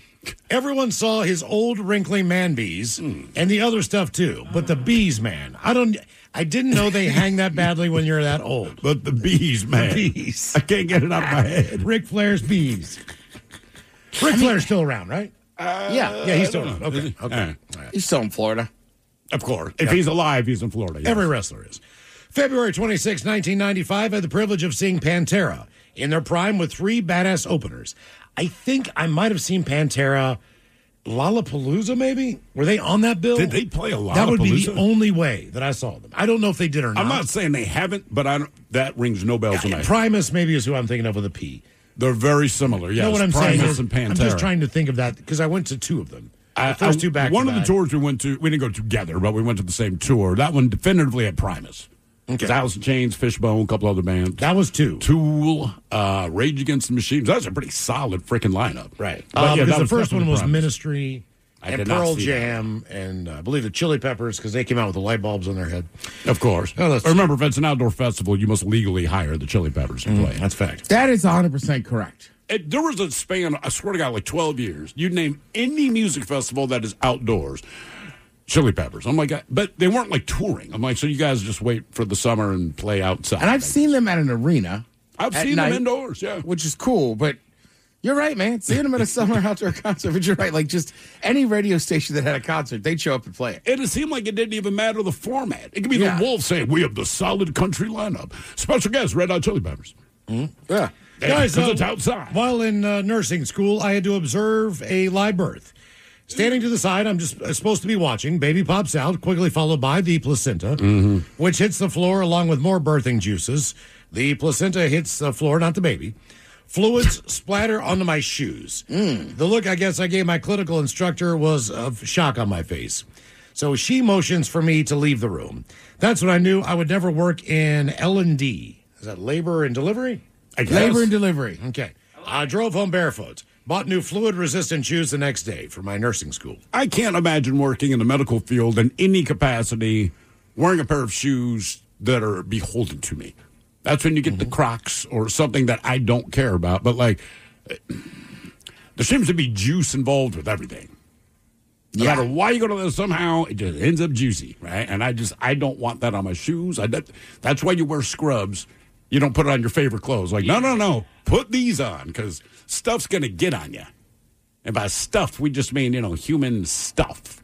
Started inside of your body. Yeah. And now it's outside of your body. Here's one you can relate to. Oh, good. Fairford air show crash. Oh, boy. Two MiGs, two MiG-29s hit each other coming out of a loop. One sliced the nose off the other. One crashed beyond the airfield. The other came down in between the parked aircraft. Amazingly, nobody killed in that one. Really? Yeah. Did you see they ejected the helicopter crash last Huntington night? Beach? Yeah. That was over the weekend. Did the people make it out of there? My understanding is that everybody walked away from this helicopter crash. And what's nuts is there's like 5 different angles of it, people's cell phones, just because there's a helicopter buzzing overhead. I don't know what happens. I think a piece blew off of it, but it just starts doing the helicopter death spiral. You hear people kind of freaking out, and then it crashes on top of a building. But the one thing I noticed in this video, once people recognize this helicopter is going to crash, you see everyone scatter away except one dude who's just holding his phone what straight is up. It's like people were saying that that's the helicopter used in like Airwolf or what was it? Like it's an identifiable you haven't seen the video? helicopter. No. Oh, dude, like L.A. or Huntington Beach helicopter crash. It's just, you're like, That's the one that Jesus happened Christ. recently? Yeah, over the weekend. That was terrifying. Yeah. Yeah. And I guess everyone walked away from that. No kidding. Good. Yeah. And again, just to reiterate something my brother had told me, when he first started doing his aerospace crap, he's like, well, the average, like 747, if you were to lose power, all right, for every 1 foot drop, you've gone 7 feet forward. Something like a glider, every 1 foot you drop, you've gone 28 feet forward, right? And that's why you can land those bad boys. And he said with a helicopter, for every 1 foot you drop down, you've dropped 1 foot backwards. I was like, Jesus Christ. Crazy, like, right, you do not want to be on You just fall out of the sky. You can't, there's not much you can do to regain anything. No. Whether it was good or not, what did you witness? You'll never forget. 206-803-ROCK. Couple more. I was going to say, I was in Reno not that long after they had their air crash at the air races. Yeah. And that was brutal. People pass on? No? Yeah. Because one of the guys, basically crashed into the crowd. That's right. And it's crazy as I saw one of those air disaster shows on it. Yeah. And, the one guy, his dad used to race in it and this and that. And they basically, convinced other people, hey, we're not racing this year. We got these awesome seats. Let's sit right here. No. Exactly. Really, Jesus. Man? Yeah, and I want to say it's 2 brothers, the dad, and the sister's husband. Jeez. And of course, it's the sister's husband who passes. No. But imagine you talk one of your brother-in-laws into going. Yeah, come on, man. Let's just go. Obviously, it's not your fault, but I feel for a while you're going to get a lot bad. of little Survivor's guilt from your there. wife's family of Had to take him to the air race. What would be the worst crowd to be injured in? The worst crowd? Yes. I mean, my first thought is rodeo. My first thought is Siegfried and Roy. Right, because wild animals are different than mechanical. So a mechanical failure can still kill you and all this stuff, but your fear's a little different because I feel like if you get hit with shrapnel from something mechanical, tire blows off the car, whatever, everyone tries to get out of the way kind of thing, or you just don't know. Siegfried and Roy, or the bull jumps up into the frickin' rodeo lake. This is a much different, shrapnel doesn't chase me. Yeah. Like if I avoided the initial crash, You're I'm good to go. probably safe. But those animals, man. So sporting events come down to two things. That would be hockey and baseball. Now, with baseball, you can take a foul ball off your head, right? It's happening. That thing might be coming at you 130 miles an hour. The ball, however, does have a little give to it, all right? It's also going 130 miles an hour. It's also round. It's going to do its damage, but it has no hard edges. Now, if you take a puck to the forehead at a hockey match, at a hockey game, with edges and everything else, even if the puck is only going 80, 95 miles an hour, if it clears the glass and bashes you in the forehead, my money says that hurts worse. It does, but I'm pretty sure hockey was smart enough a couple of years ago. I think they net that all the way around. I think they do now. Yeah. I'm almost positive they net it pretty high up there. They used Baseball, to not because even remember, that have was glass. the issue with baseball. Wasn't even just the balls. A bat went into the crowd, and I want to say killed a girl. But Did it kill her? No, it didn't kill her, but it knocked her out pretty good. But I don't think some parks chose to extend the netting. I don't know that they all have. No, I don't believe it's league wide that they have to. But I remember it wasn't that long ago, like maybe 5 years ago. Okay. This guy let go of a bat and it went out, and the player was broken up. He was broken up. Well, about it for yeah, a while. man. Well, they did. This girl was like 5 years old. She was not old at all. I remember that. I remember that. Yeah. Well, and I mean, that's why you see first base coaches now with helmets. As for years, you just wore a baseball hat. Yeah. And then I want to say in the minor leagues or something, some dude caught one off the head and they killed him. Is and that they it? Yeah, and they were like, put on the helmet. Oh, my coach used to defend John Olerud all the time. He'd say he's that's wearing right. that batting helmet because he's playing a hot corner. Right, yeah. Not the hot corner, but he's because he playing- wore the yeah. helmet on first base. Yes. Yeah, but fielding. Yeah, I mean, Yeah. just because how fast that Okay, ball look. He also had a metal plate in his head. I want people to protect themselves. That is understood. I love the sport of football, but guys, those big balloon helmets that some of those guys are wearing. The Guardian cap? Man, see, everybody's giving those things grief. They don't look that bad because they got the covers on them. Ridiculous. But Okay. aside from looking ridiculous, and I want to say Ed Reed, former Raven safety, the NFL got pissed off at him because he just spoke the truth about it. Because they asked him about protecting, and he goes, "Look, I appreciate the NFL doing what they can, and obviously concussions are the big thing in that sport." He goes, "But if you understand what a concussion is, that doesn't do anything." That's my issue It with doesn't, because concussion is your body has stopped moving. Your brain has not. Correct. So it's like having a seatbelt, right? So your brain never has a seatbelt. It slams into your skull. Right. You're concussed. It's like you put on the biggest goddamn helmet in the world. The point is, if they stop your momentum or hit you right, your brain still slams into. So he's like, I don't know if they're less aerodynamic. He's just like, I wouldn't wear it based on what it's supposed to protect. It literally does not do anything.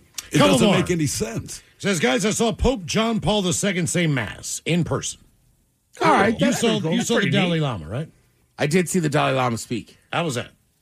Powerful. It was. Was it? I mean, was it good? Like when you go there and the Dalai Lama speaking, right? We know who he is, but now he's doing this event. Like, what's the vibe? What's he? You know, peace, love. Okay. I flew in here last night, and boy, so- are my arms tired. That was a delay, right? He's just up there doing He's stand-up. not a comedian. Yes, That's that's right. That was at the football stadium. Now, could you go and get garlic fries and just bring them back? No, hold on. Just hear me out. All right? The Dalai Lama. Right. Hang on. Can I just go get a big plate of bread? Do they How does have this the work? same consistency? Can I bring 2 hot dogs back with me or eat a whole bag of peanuts while he's doing this? The main What- thing what I is- what is the remember etiquette? is that if you had taken upon yourself to maybe pregame the Dalai Lama, Which I love. at Sluggers, when you walk in with your friends, nobody else will be speaking to the entire stadium besides the Dalai Lama. Oh, really? So It's you just- guys need to be quiet. Right? We didn't really think about it because it's like Just going the to Dalai Lama. it's like a sporting event. But as soon as you walk out of that tunnel, it's like the 100 level. It felt like he turned and looked at us. Like, why are you late? Yeah. And it just was so awkward. You realize, like, I just never been to an event like that. It makes sense now. Sure. That, of course, people are just going to sit there quietly. Did and you wear listen. your Doc Martens? Did you show? No, but they had, like, little bracelets you could make for the people next to you and stuff. I wore that for a while.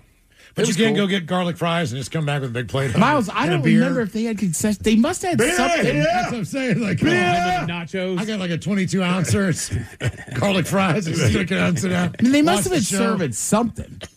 Because even at my nephew's graduation, Corn which was dog. at George Mason's basketball arena, they didn't have them all open, but they had a couple of them open just to like sell water and like snacks. Right. That's when you get the That's most. not a bad idea. You get the most College ridiculous graduation? thing on the menu. High school. High school. How big was this? Because college graduation. There was like 600 kids in this class. Oh, geez. It was almost 3 hours. The over-under was set at 246. See, like if they had the hot dogs, they have the Sounders match. I get like one of those 2-footers. Yeah, the match. Just bring it back down. Like people looking. Go ahead, do your thing. I'm sure the Dalai Lama's like a vegetarian.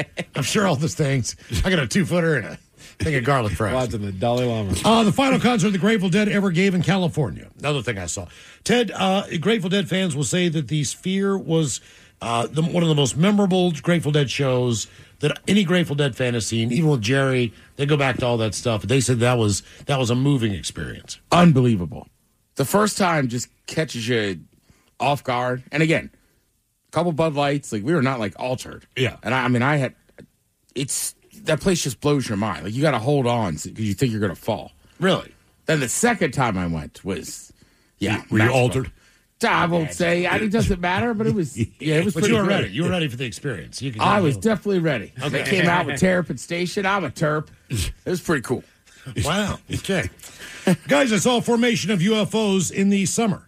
About 7 other people with me camping saw it too. All right. You saw one. I saw one, and it freaked me out. Here's another. At the zoo, and a lady was having a very touching moment with a chimpanzee to the side of me, between the glass. They were both just reaching out with their hands on either side of the glass, while everyone said, "Ah." Now, as I turned my head from the side, directly in front of me was another chimp who took an S in his hand and then wiped it on the glass for everyone else to see. Hey, you bitch. Then proceeded. to touch that. He's not done. Then licked it off. No. They don't care, dude. It's the G.G. Allen of the primates. It is, man. Jesus. Like I've seen videos of gorillas that'll just lay one in their hand and just eat it like a duck on Really? snack. Yes. They don't care. I don't know if they can taste it. I don't know if they can smell it. They don't care. They go for it. Guys, a bullfight in Spain. That's so gross, It's dude. disgusting. I mean, like this morning, I washed my hand twice because I had to brush my teeth. Right. But I was like, I feel gross. I just pooped. Yes. Saw a live bullfight in Spain, bloodiest thing I've ever witnessed. None That's of the what I've bulls heard. lived. They were dragged out of the arena by a heavy-duty truck. I don't believe they're supposed to, and it's not exactly a good death. The ones in Mexico, I don't know if they let the bulls live or not. I thought don't they know. always. I thought. Do they always die? I thought it was like Gladiator, and they pre-stab them. Okay. Oh, really? They might.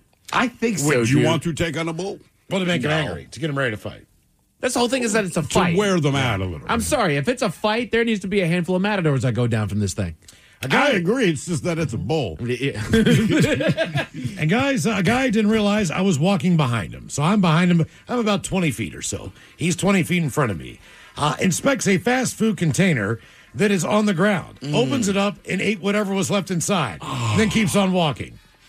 And the last thing you witness that you'll never forget. Guys, seriously, I saw someone propose at an Outback Steakhouse. Well done. No rules. Kidding. I'm guilty of drunkenly eating off somebody else's cart at room service. What, in the walking hallway? by in the hallway? Yeah. What did you lift the lid? Lift the lid. What was it? You know what it was. There was like 4 chicken wings. Damn straight it was. I got back to the room where other people were. They're like, "Where'd you get that food?" I was like, "Oh, there's a bunch of wings outside." They were like, "That is so gross." I was like, "Not bad." Your guess is as good as mine. Kind of the categories include the most dangerous states in the United States and your Seattle Mariners. And we've got your emails coming up next in the men's room at KISW.com. At Homes.com, we do whatever it takes to get you the in-depth info on local schools you won't find anywhere else. Things like student-teacher ratio, test scores, and school programs. And sometimes that requires attending school recitals. So many recitals. That's my son. Isn't he terrific? Yeah, a real prodigy. Homes.com. We've done your homework. You've finally broken loose from work. 3 friends, 1 tea time, and then the text. Honey, there's water in the basement. Not exactly how you pictured your Saturday. That's when you call us, Cincinnati Insurance. We always answer the call because real protection means showing up, even when things are in the rough. Cincinnati Insurance. Let us make your bad day better. Find an agent at CINFIN.com. Your cold is coming. Your cold is coming. When you feel a cold coming, shorten it with Zycam, the #1 cold shortening brand. Oh, no, not before my big trip. The big trip you've been planning is coming up, and so is your cold. But Zycam can shorten your cold and get you back to planning sooner. Thanks, Revere. We really should keep Zycam in the house. Shorten your cold with Zycam. Take it from America's most revered messenger. Shorten your cold at the first sign with cold shortening products from Zycam, the #1 cold shortening brand. Available in stores or see where to buy at Zycam.com. Is your business ready for what's next? Think about where you want to be in 3 years, 5 years, 10. Growth isn't about numbers. It's having the right specialist by your side. Moss Adams and Baker Tilly have joined forces to create a remarkable new organization. It's one advisory firm with resources, expertise, and vision built specifically to serve the middle market to help you get to what's next. Learn how Baker Tilly can help your business pursue its vision of success. Visit bakertilly.com/combo. You're tuned into Auto Intelligence, live from Auto Trader, where data, tools, and your preferences sync to make your car shopping smooth. They're searching inventory. Oh, yeah. They find what you need. They're gonna find it. You can make a budget for your wallet to help you succeed. Pricing's precise and true. So true. It's smarter car shopping. Ooh. Just for you. Oh, it's just for you. Ooh. Find your next ride at autotrader.com. Powered by Auto Intelligence. This episode is brought to you by Progressive. Most of you aren't just listening right now. You're driving, cleaning, and even exercising. But what if you could be saving money by switching to Progressive?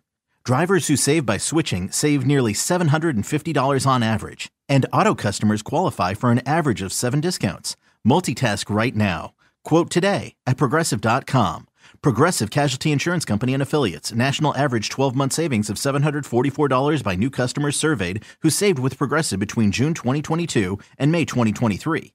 Potential savings will vary. Discounts not available in all states and situations. Coming at you live from Auto Trader, here's New Car Energy. They're searching inventory. You can make a budget for your wallet to help you succeed. It's smarter car shopping just for Find you. your next ride at autotrader.com. Powered by Auto Intelligence.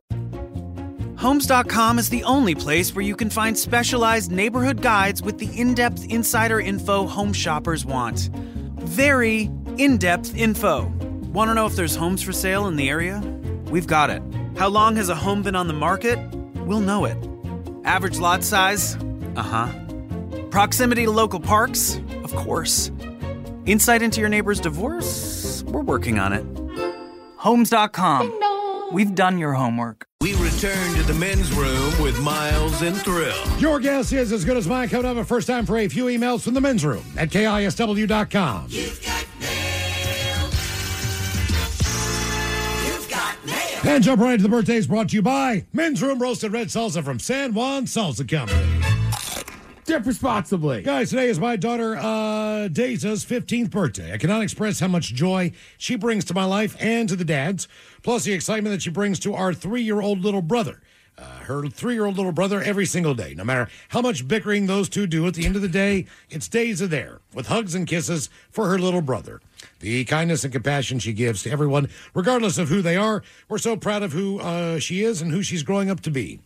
Remember, kiddo, and everything that you do, Mom, Dad, and little brother love you unconditionally. So, can we get a little kid fish sandwich, some advice from the coach on being 15, and a freshman in high school, some green beans, and please finish it off with the cat farts. Fish challenge. Green bean. What? Green bean. Okay. Green bean. Yeah. All right, this is sound odd, and I know you're sitting there at 15. You think 6 or 9 months from now you're going to get that learner's permit, everything's going to be awesome. Don't do it. You got plenty of time. I'm sure you have other friends. Let you drive you around. It's not as exciting as one thinks. Now, starting high school could be a little confusing. Oh, coach would suggest you play a sport. That way you know some people going in. And all guys. And don't fart that loud in class. They will make fun of you for the next 4 years. Or own it. That's right. Wow. Yeah. Please give a birthday shout out to my baby sister, Stephanie, congratulating her on another year of being smart, beautiful, and super cool. Her childhood nickname was Chug-a-Lug because she would help herself to any beer left laying around. Oh. She once fed me a cat chew by claiming it was beef jerky. I told her I'd get her back someday. And she's the only woman I've ever seen who wouldn't miss a Metallica show just because she was 8 months pregnant. So, can we get a bong rip and the Dirty Germans? Thanks, guys. Keep on rocking. You're the best. P.S. Ryan Castle has a great show, too.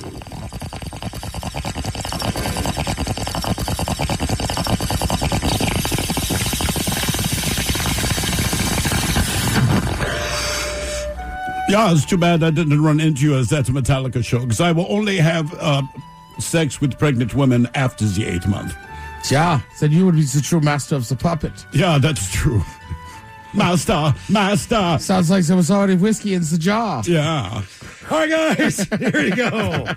Happy, happy, happy birthday. Happy, happy, happy birthday. Happy, happy, happy birthday to you, to you, to you. Ya's a Dirty Germans brought to you by Men's Room Original Sausage. Available through Uli's World Famous Sausage, mensroomlive.com, and other fine retailers. Schweinefleisch. Think about let's get a contestant on the line now for your guess is as good as mine, 206-803-ROCK. In the meantime, as we get a contestant there, a couple extra emails. Subject of Black Eyed Peas. All right. Okay. Fellas, yeah, the hate for the song My Humps a couple weeks ago was definitely warranted. Yes. However, the album it was released with, Monkey Business, has to be one of the best hip-hop and pop albums of the past few decades. Ted will definitely dig the beats and jazz-heavy vibes, as well as the appearances from James Brown and Sting. And you would have to be crazy to say that Pump It, which samples Miserlou, doesn't pump you up. Give it another chance. That from Jonathan. To be fair, Jonathan, I have not heard the album. I just know that song, and that song is terrible. I mean, they do good pop music. All right. Yeah. That song just wasn't one of them. Well, and Black Eyed Peas... Right, like if you go old school, it's a lot more rap and kind of different. Yeah. And then, like, no offense, but, you know, they added Fergie and they wanted to make some money. Mm-hmm. Yep. All the boys, my wife and I picked up wrote, my lady lumps, my humps, my lovely lady lumps. Boys, my wife and I picked up a 6-pack of the Men's Room Lager at Safeway in Thrasher's Corner. Watched the game last night and drank it while munching on some Chesapeake-flavored Smith family popcorn. Oh, excellent. Good-ass stuff, guys. That from Ray. You know, you don't really bring us in any Chesapeake-flavored popcorn from your family's place. I don't. They charge me. Do they? They don't give you a family discount at Smith? Well, they'll give me some gear, but, yeah. I will say the Chesapeake is good. Is it? It's basically caramel corn with a Chesapeake Bay-inspired seasoning. Yeah, inspired, yes. I think I know what that is. Do you? Actually, I don't know what that is. Yeah. I don't know what makes Old Bay Old Bay. Celery salt. Is that the main thing? Is that it? Honestly, me and Burris, we did research, and years ago we figured out the big thing with most Maryland seasonings is people love celery salt inside. Oh, the food. okay. Really? I like celery salt. I'll even put a little celery salt on my steak. Crazy. I'm telling you, when he figured this out, we really cracked a code. That's the big thing. Have you tried to recreate Old Bay to the best of your ability? No, but I have used celery salt like on its own. And I do like celery salt. That's exactly. I mean, look, because I don't like celery. I think a lot of times when people are like, "I like a Chicago dog," like, do you like the celery salt on a hot dog? That is what they like. Yep. Mm-hmm. Subject is 100-year flood. We're saying like it just doesn't seem like it's 100 years anymore, or whatever the deal is. Well, no, I mean if you keep saying it, I'm like, okay. Is it? Here's some knowledge. Ola. On a previous episode, Miles was confused what a 100-year flood actually entails. Here are the details. A 100-year flood does not mean a flood that happens once every 100 years. Instead, it refers to a flood event that has a 1% chance of occurring in any given year. Aha. This is also known as the 100-year recurrence interval, or the 1% annual chance flood.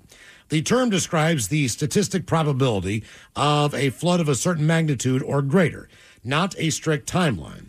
And it is possible for such a flood to occur in consecutive years, or not at all within a 100-year period. I was surprised that Ted didn't catch that. Yeah, Ted. My bad. Rock on. That from the meter reader in Monroe. I had no idea. Like, we could be stupid, but Ted can't. Not when it comes to weather. Yeah, exactly. I did not know that. That's interesting to know. Well, honestly, I knew. I'd already gotten on you about something, and I didn't want to keep heading down that path. Thank you, man. I didn't want to send him in the weekend feeling bad. That's right. Buenos dias, bitches. Buenos dias. That's what it says. Subject is Icky Eats. Is it what? Icky Eats? Yeah. Okay. Hey, it's me, Icky Eats. Oh, things that you eat or that somebody else eats that makes you go, yeah. Remember we had all that weird stuff. Not really weird, but just combinations of stuff. I'd watch a guy who's just like, I'm Icky Eats. Join me for my new cooking segment. Ooh, that's icky. Guys, there's a pizza buffet called John's Incredible Pizza Company. They have peanut butter pizza. It's a regular pepperoni pizza, but under the pizza sauce is a layer of peanut butter. Most people find it disgusting. I love it. And to make it even better, I'll add ranch to it. Have a good one. That from Victor. The fact that it's on the menu is what blows. It's one thing if you like that. It's another thing to say, oh, no, I can go to a place that has this. More strange foods. Guys, I have one food for each part of your question from the other episode. Food I eat that makes people go, ew, is peanut butter and Dorito sandwiches. Creamy peanut butter, regular nacho cheese Doritos. Stop. It started as a poverty thing from my childhood. I haven't stopped loving it. The food that made me go, ew. You don't have to mix things together just because you're broke. You got peanut butter and bread, and then you have Doritos. To me, I don't care how broke I am, they stay separate. The one I didn't like was peanuts and a butter sandwich. As a child, I lived next to an elderly Native American couple. One day when I was over for lunch, I asked for a peanut butter sandwich. They served me peanuts with butter. Never again. Little literal there. Yeah, exactly. So that's what you asked for. That is weird. That is weird. Can't even afford peanut butter. Well, trying to get as close as possible, I guess. Actually, I was making a peanut butter and jelly sandwich this morning. My daughter's sitting across from me. I said, baby, do you know what they call peanut butter in some parts of the country? It's like, what? I said, goober grease.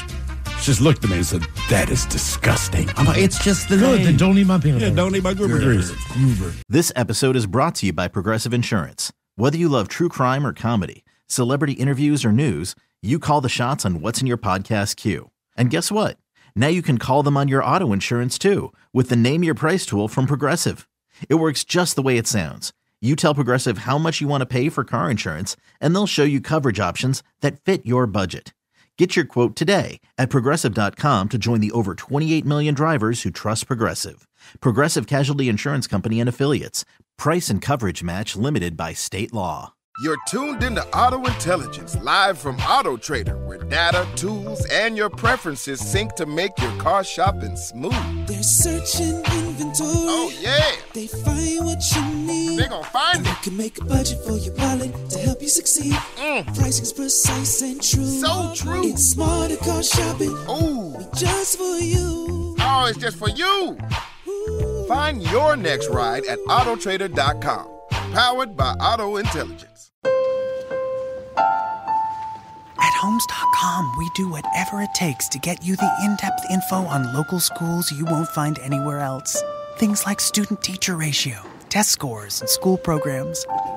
And sometimes that requires attending school recitals. So many recitals. That's my son. Isn't he terrific? Yeah, a real prodigy. Homes.com. We've done your homework. Your cold is coming. Your cold is coming. When you feel a cold coming, shorten it with Zycam, the #1 cold shortening brand. Oh, no, not before my big trip. The big trip you've been planning is coming up, and so is your cold. But Zycam can shorten your cold and get you back to planning sooner. Thanks, Revere. We really should keep Zycam in the house. Shorten your cold with Zycam. Take it from America's most revered messenger. Shorten your cold at the first sign with cold shortening products from Zycam, the #1 cold shortening brand. Available in stores or see where to buy at Zycam.com. If you're an experienced pet owner, you already know that having a pet is 25% belly rubs, 25% yelling, drop it, and 50% groaning at the bill from every pet visit. Which is why Lemonade Pet Insurance is tailor-made for your pet and can save you up to 90% on vet bills. It can help cover checkups, emergencies, diagnostics, basically all the stuff that makes your bank account get nervous. Claims are filed super easily through the Lemonade app, and half get settled instantly. Get a quote at lemonade.com/pet, and they'll help cover the vet bill for whatever your pet swallowed after you yelled, drop it.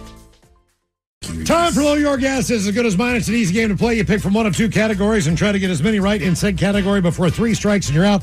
Steve, who is our contestant, ready to play Your Guess is as good as mine. Beats the hell out of me, but his name is John. Hello, John. Welcome to the men's room. Hey. Hola. John, welcome to the program. Your Guess is as good as mine. John, what we have for you today is we have the 10 most dangerous states in America to live in. All right? Now, they have a couple metrics here that explain why they came to pick these certain states. Personal residential safety is part of the the categories, the metrics, financial safety, road safety, workplace safety, and emergency preparedness. Now, keep in mind, they say that natural disasters also play into this. So overall, the states on the Gulf Coast seem to have been heavily impacted by hurricanes. And as far as emergency preparedness goes, those states have a difficult time with this list. Yeah. Okay, so it makes them dangerous just based on that alone. All right. Okay. John, there are 15 states. I'll let you take any of those. I'll get 10 right. All right. Then the next, I don't know why we picked this one, but we have the 10 greatest Seattle Mariners of all times. I'm glad you brought it up, man, because nobody's talking about the Mariners. That's something about, you know what I mean? Yeah. It's October. The baseball team. Correct. Yeah. The local baseball team. Have one of those? Not the Seafaring Mariners. Yeah. So, John, do you want to go with the 10 greatest Seattle Mariners of all times, or do you want to go with the 10 most dangerous states? Yeah, I wouldn't do too well with the Mariners, guys. I haven't been watching that closely since about the Lou Piniella days. All right. Oh, wow. So you're right. I would assume a lot of the people on that list would be from the Lou Piniella days. Yeah, I think so. Yeah, maybe. There are a few on there. Yep, there are a few on there. Yeah. Okay, so, John, we're going to go with the 10 most dangerous states. And keep in mind, there's 15 on the list. We'll need it next week. That's right. You know what I'm saying? Right. We're going to need that next week. That's what I'm talking about. Okay. All right, John. You know how the game is played. Try to get as many right in said category before 3 strikes and you're out. Okay, so it's the 10 of the 15 most dangerous states based on that long list of criteria. Right? That is correct. That's it. All right. And you were saying Gulf states are Told you at very risk. well. That was a little bit of a hint there. Yes. And, John, also, for what it's worth, Vermont was ranked as the safest state to live in. Of all 50, Vermont was second, followed by Massachusetts third, New Hampshire fourth, Maine fifth. What does that tell you? Utah sixth, and then back to Connecticut in the Northeast for seventh. How is it the only people that don't know the Gulf states are in a dangerous area are the state governments of Gulf states? I don't know. So is this weather miles? Is this crime? All is of it a it. mix? It's all everything. of it. It's all the things. So, dangerous work environment. Where do you go? You go to Alaska. Gotcha. When you think about dangerous jobs. Coal mines. Logging McDonald's jobs. in Atlanta. Yeah. Dangerous job. Very good. Very Just good. overall existence in Mississippi. Now you're getting it. Now you're getting Right. it. All right, John, what's your first guess? Howdy. I think you named my 2 top guesses already. Number 1, let's go with Mississippi. All right, Mississippi is number 2 on the list. Very good. Oh, Damn, Mississippi. You got one. My buddy just ended up getting a job out there too. Really? Yeah. Hey, shout out to the Man. Cougs. Hell of a fight against the number 4 team in the country this weekend. Yeah. I will say this, man. My times in Mississippi have always been good. I did not live there. I was have had visiting. a good time in Mississippi. Yes. I have had some of the best food of my life in Mississippi, but I know damn well I would not want to live in Mississippi. I mean, there's a difference between Mobile, Alabama, Biloxi, Mississippi, and the rest of those states. Yeah, for sure. That's all you need to know. When you get to the north, you're basically in Tennessee. Everything in between is good luck. And Memphis is just dangerous. Yeah, Memphis is straight up exactly. dangerous, right? Yeah. You don't want to go there. All right, guys, let's go Alaska. You want to go to Alaska? Alaska. I'm going Alaska. Alaska. It is not in the top 15. Really? It is not. I mean, I would just stick like SEC, like maybe Alabama. Alaska, by the way, is the most dangerous state as far as personal and safety rank. Again, But it does well with everything else. correct. Again, like, falling off a fishing boat. right. Exactly. Getting eaten by a Kodiak bear. Something like that. But I got to imagine just the All right, number all of right. people doesn't quite get them all the way up. Correct. Right. My bad. No Okay, I get it now. All right. Stick with the Gulf Well, Coast. let's just go next door. Let's go Louisiana. Louisiana's number 1. Is that number 1? That's number 1. It's the most dangerous state in the United States. You come on down here and die. You would have some gumbo or death. We got new death gumbo. How spicy is that, sir? I wouldn't also shy away from Oklahoma. A lot of tigers out there just killing people. Yeah, no kidding. Poor Carol Baskin's I husband. would think, and nothing against West Virginia, but based on the industry there, coal mining, There and is strip none. mining. No, that's it's all gone now. There's no jobs. You're not going to get hurt being employed in West Virginia because you don't have a job in West Virginia. All right, guys, let's go South Carolina. South Carolina. I like South Carolina. Hey, you know what? It's number 14. That's based on hurricanes. Oh, yeah. That makes So sense. keep thinking hurricanes, man. All right, Florida's got to be in there, man. Yeah, I think Florida's probably on there. What? Gulf Coast, man. Bama. Bama. I mean, if South Carolina, Louisiana, and Mississippi are on there, let's go Alabama. Alabama's number 8. Yeah.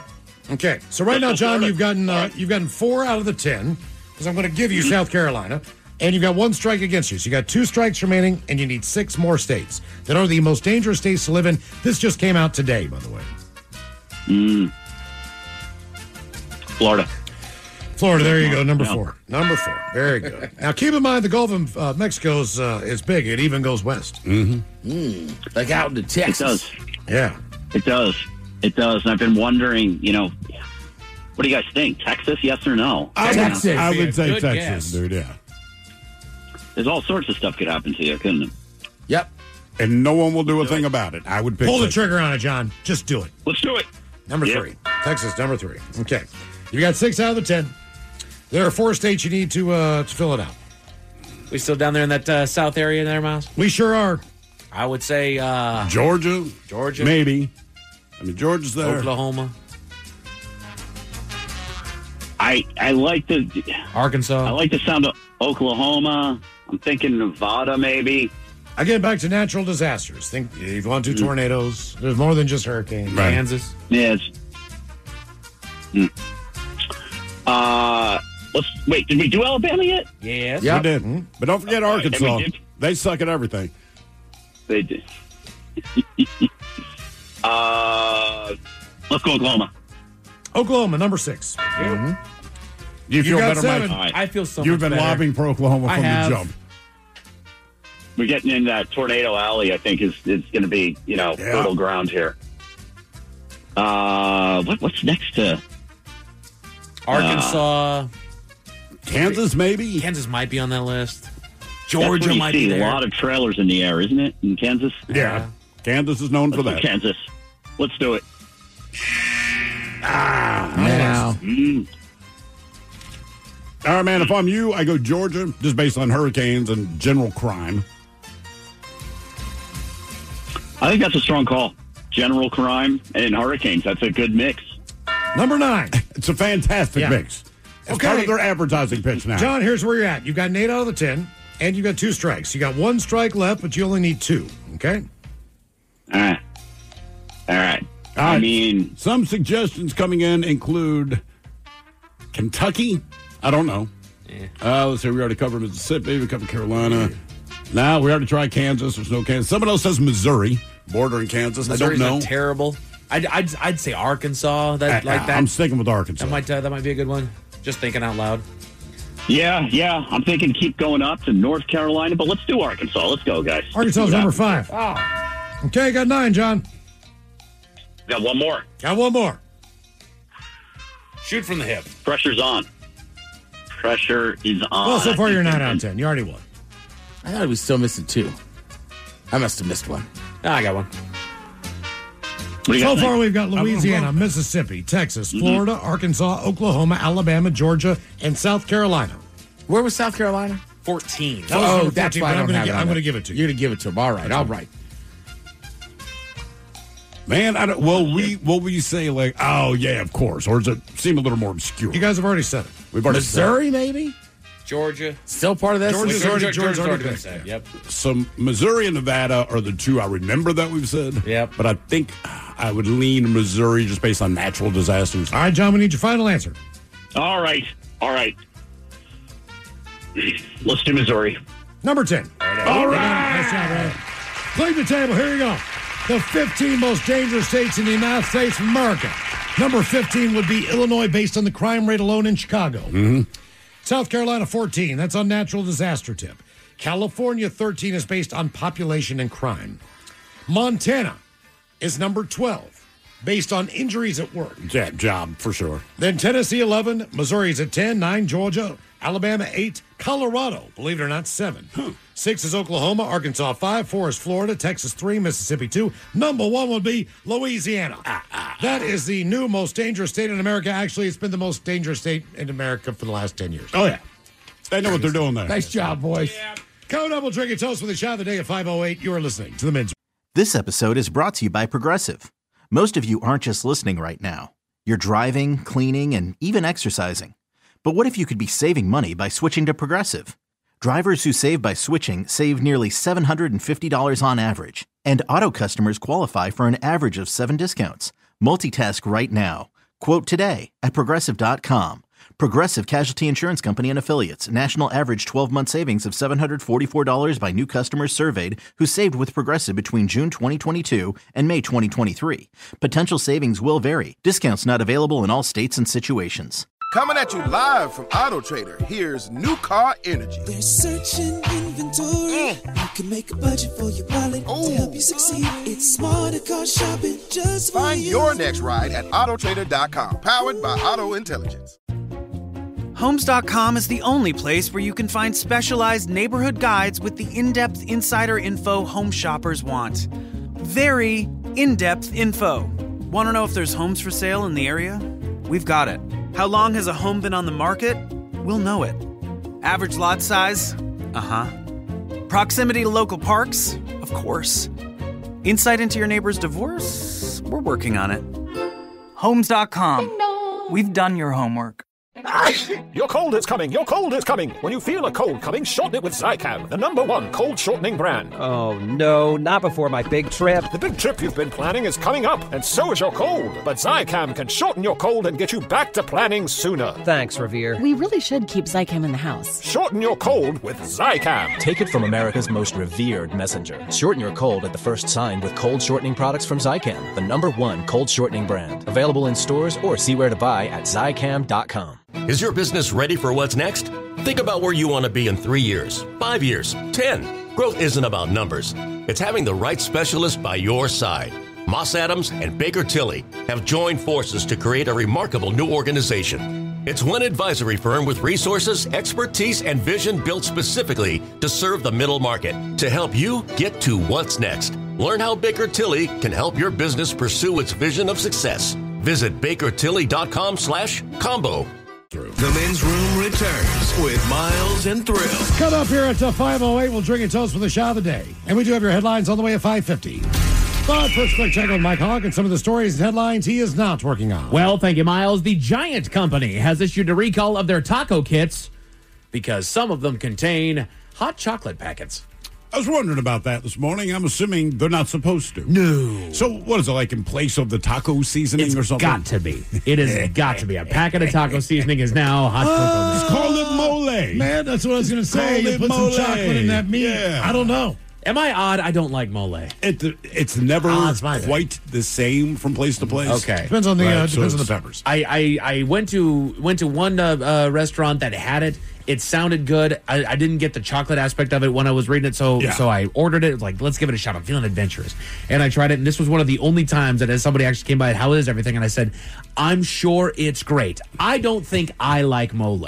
Okay. I'm with you, man. And I went to that Red Iguana in Salt Lake City that's supposed to be like the world famous for the mole. I'm with you. Just not my thing. Did you get it on a steak? No, on a burrito. Oh, okay. Yeah, I mean, don't put the sauce on Okay. anything, but it is very hit and miss. Yeah. So at this point, I And for just me, don't it's a order miss. it. Yeah. Yeah. So I'm just don't order it. Yeah, I'm just not going to order. It's like, nah, I don't need Because I don't chocolate know sauce if on it's my- going to be good, and then it's going to cost me money. Right. Right. I'm sure this is great for somebody. Let them Put it have this my way, helping. The mole that I did have My that I helping. liked was not so good that I want to risk it again. Gotcha. You know, I'm like, it was fine. That's okay. It was fine. There's a spider-like robot in development that they believe could be the future of building homes. Cool. I want spiders to build my home. Well, it's a robot that's got little 6 legs. I know, but And he's- 6. I know. Spider-like, Steve. Spider-like. But it's only got 6 legs every other insect. Hey, damn, man. And then it just sits there, and I think it's, you know those, what is it? That it basically they're 3D printing homes. Yeah. It basically does the same thing. So it just walks over and Spins a little web. it just poops as it's walking, making your house. It just pooped my house out of its spider butt. All right. Enjoy your new home. You've heard of FOMO, but now there's a new boogeyman. Oh, no. FOBO. Fear of Being bitching asked. So you FOMO is the fear of missing out, but what Yeah. this one is the fear of a better option. Aha. Okay. So basically that's buyer's remorse is what that is basically, right? Yeah. But now that they name it, everyone's going to keep bringing it up. Exactly. Like all of these things have always been a thing, right? But Sure. once you give it an acronym, now people can't have FOMO. Like, Right. We know. Oh man, my FOBO's kicking in. Like, okay, yeah. And you ironically, probably that did it. started at Burning Man. What, FOMO? Yeah. Really? That's where the term came from. So the fact you hear it so much in like the corporate world, it's like, no, you guys just ruin everything. Everything. Just take You're everything. just talking about a Gotcha. different thing in a different festival, different party, different experience.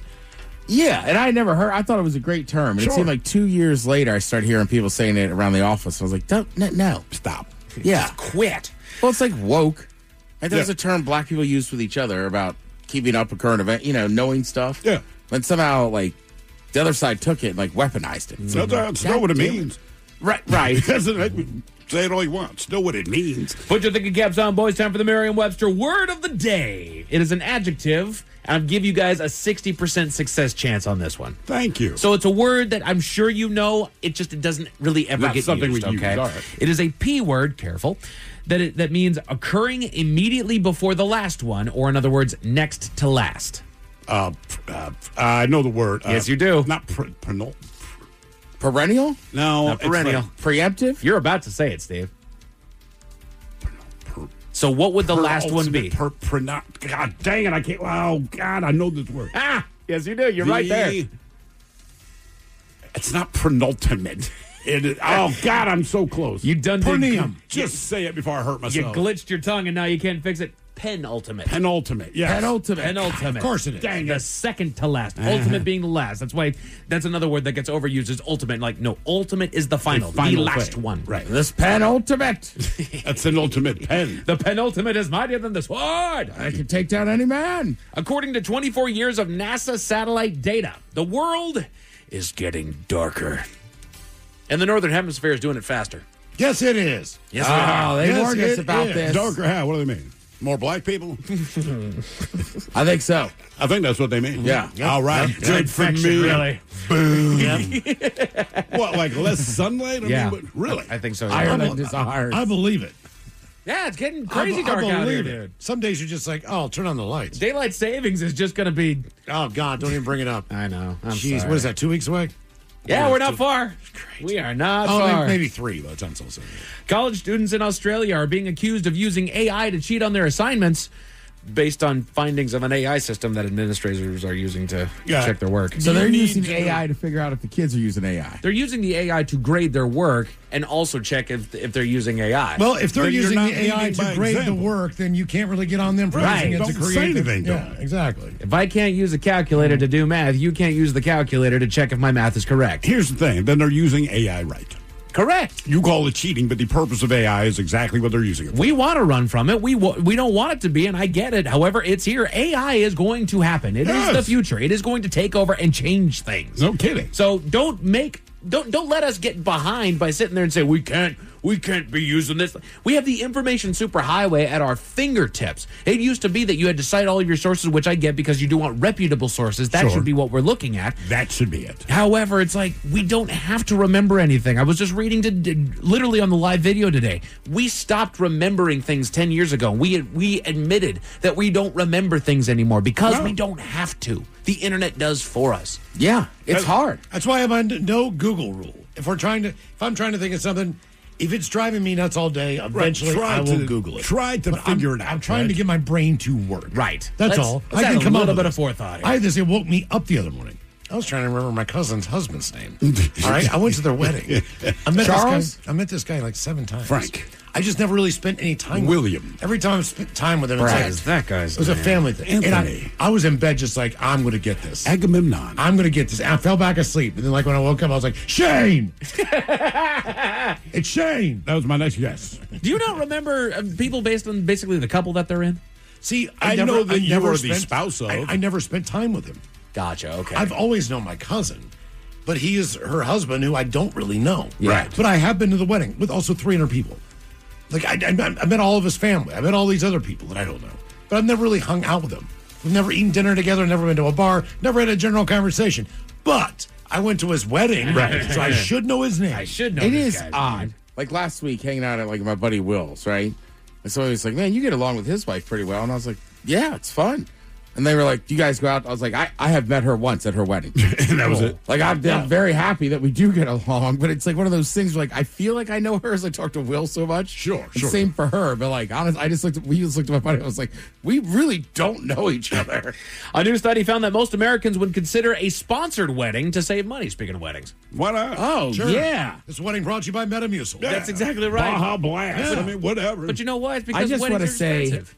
they are, sorry to me to cut you off, I just want to say it's been a great day, and the Kia Puyallup Comcast team, we had a good tux on today.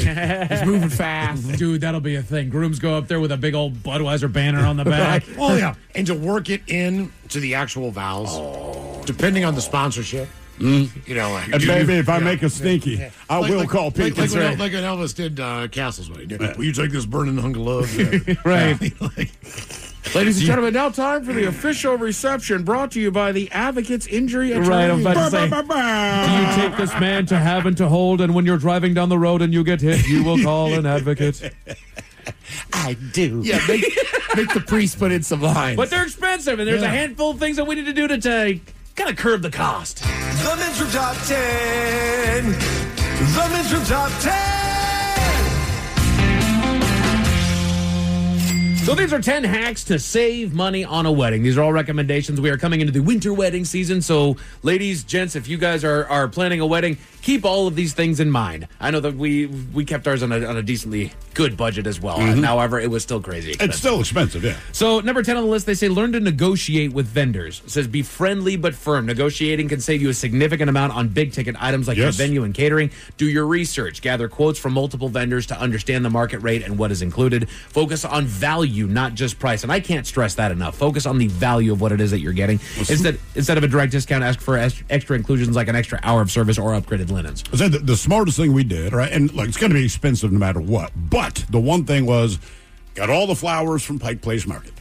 There you go. If you go to a florist and you say it's for a wedding, I mean, basically, you have to sign something in blood. We went to Pike Place Market, right? There's 75 people there, whatever. $110 total. Perfect. And all the women are like, these flowers are so beautiful. I'm like, yes, they are. Right down the street of the market. Well, man. you know, but it's still like $10 or $15 a bouquet. And even when we told them what it was for, they didn't jack up the price. Do you hear that, florist? Right. And they wrapped them up, did the thing, and they set them up. Right. I know what the cost of booze is, and I know what the cost of booze is when you all show up. And so I honestly, for months leading up, I just went to Costco. Every time that I got a paycheck, I went to Costco and I got a case of something. We did explain to the wedding planner, we said, look, man, but he said, this group drinks a lot. And, of course, she said, oh, I hear that all the time. I said, I'm sure that you do, but I'm not joking. They started to run out about halfway through. They made a run. They had to go down to the bar of the restaurant and basically clean them out to supply the booze we were drinking. Yeah. Like we tried to tell you. They say get creative with the desserts. Wedding cakes are... Wedding capes. That's going to be That would be cool. Wedding cakes are expensive due to their intricacy and extra costs associated with serving them. Fake your cake, they say. Order a small, beautifully decorated ornamental cake or for the photo op and serve less expensive sheet cake for your guests. Have a dessert bar. Set up a dessert bar with cupcakes, cookies, pastries, which can eliminate cake cutting fee. And then bake your own, they even say. We had just basic ass cake, but I do remember this. My wife got a chocolate fountain. Nice. And it was just covered everything. Everybody's like, people like chocolate fountain. Yeah. It doesn't matter what the hell you put on it. It's like you can just pour chocolate all over whatever it is. I would say, too, all the weddings I've been to, like, for whatever reason, it's hard for people when they're dancing and drinking and hanging out to stop down and eat a piece of cake. You serve cupcakes, people will eat them. People will absolutely. We just went no-name cakes. Or take them, yeah. Yeah. We went no-name cakes, and we also had a candy table, if you guys remember. I do remember that. So it's like, it doesn't have to be all that big, huge. You can make those things look fancy and look really, really cute.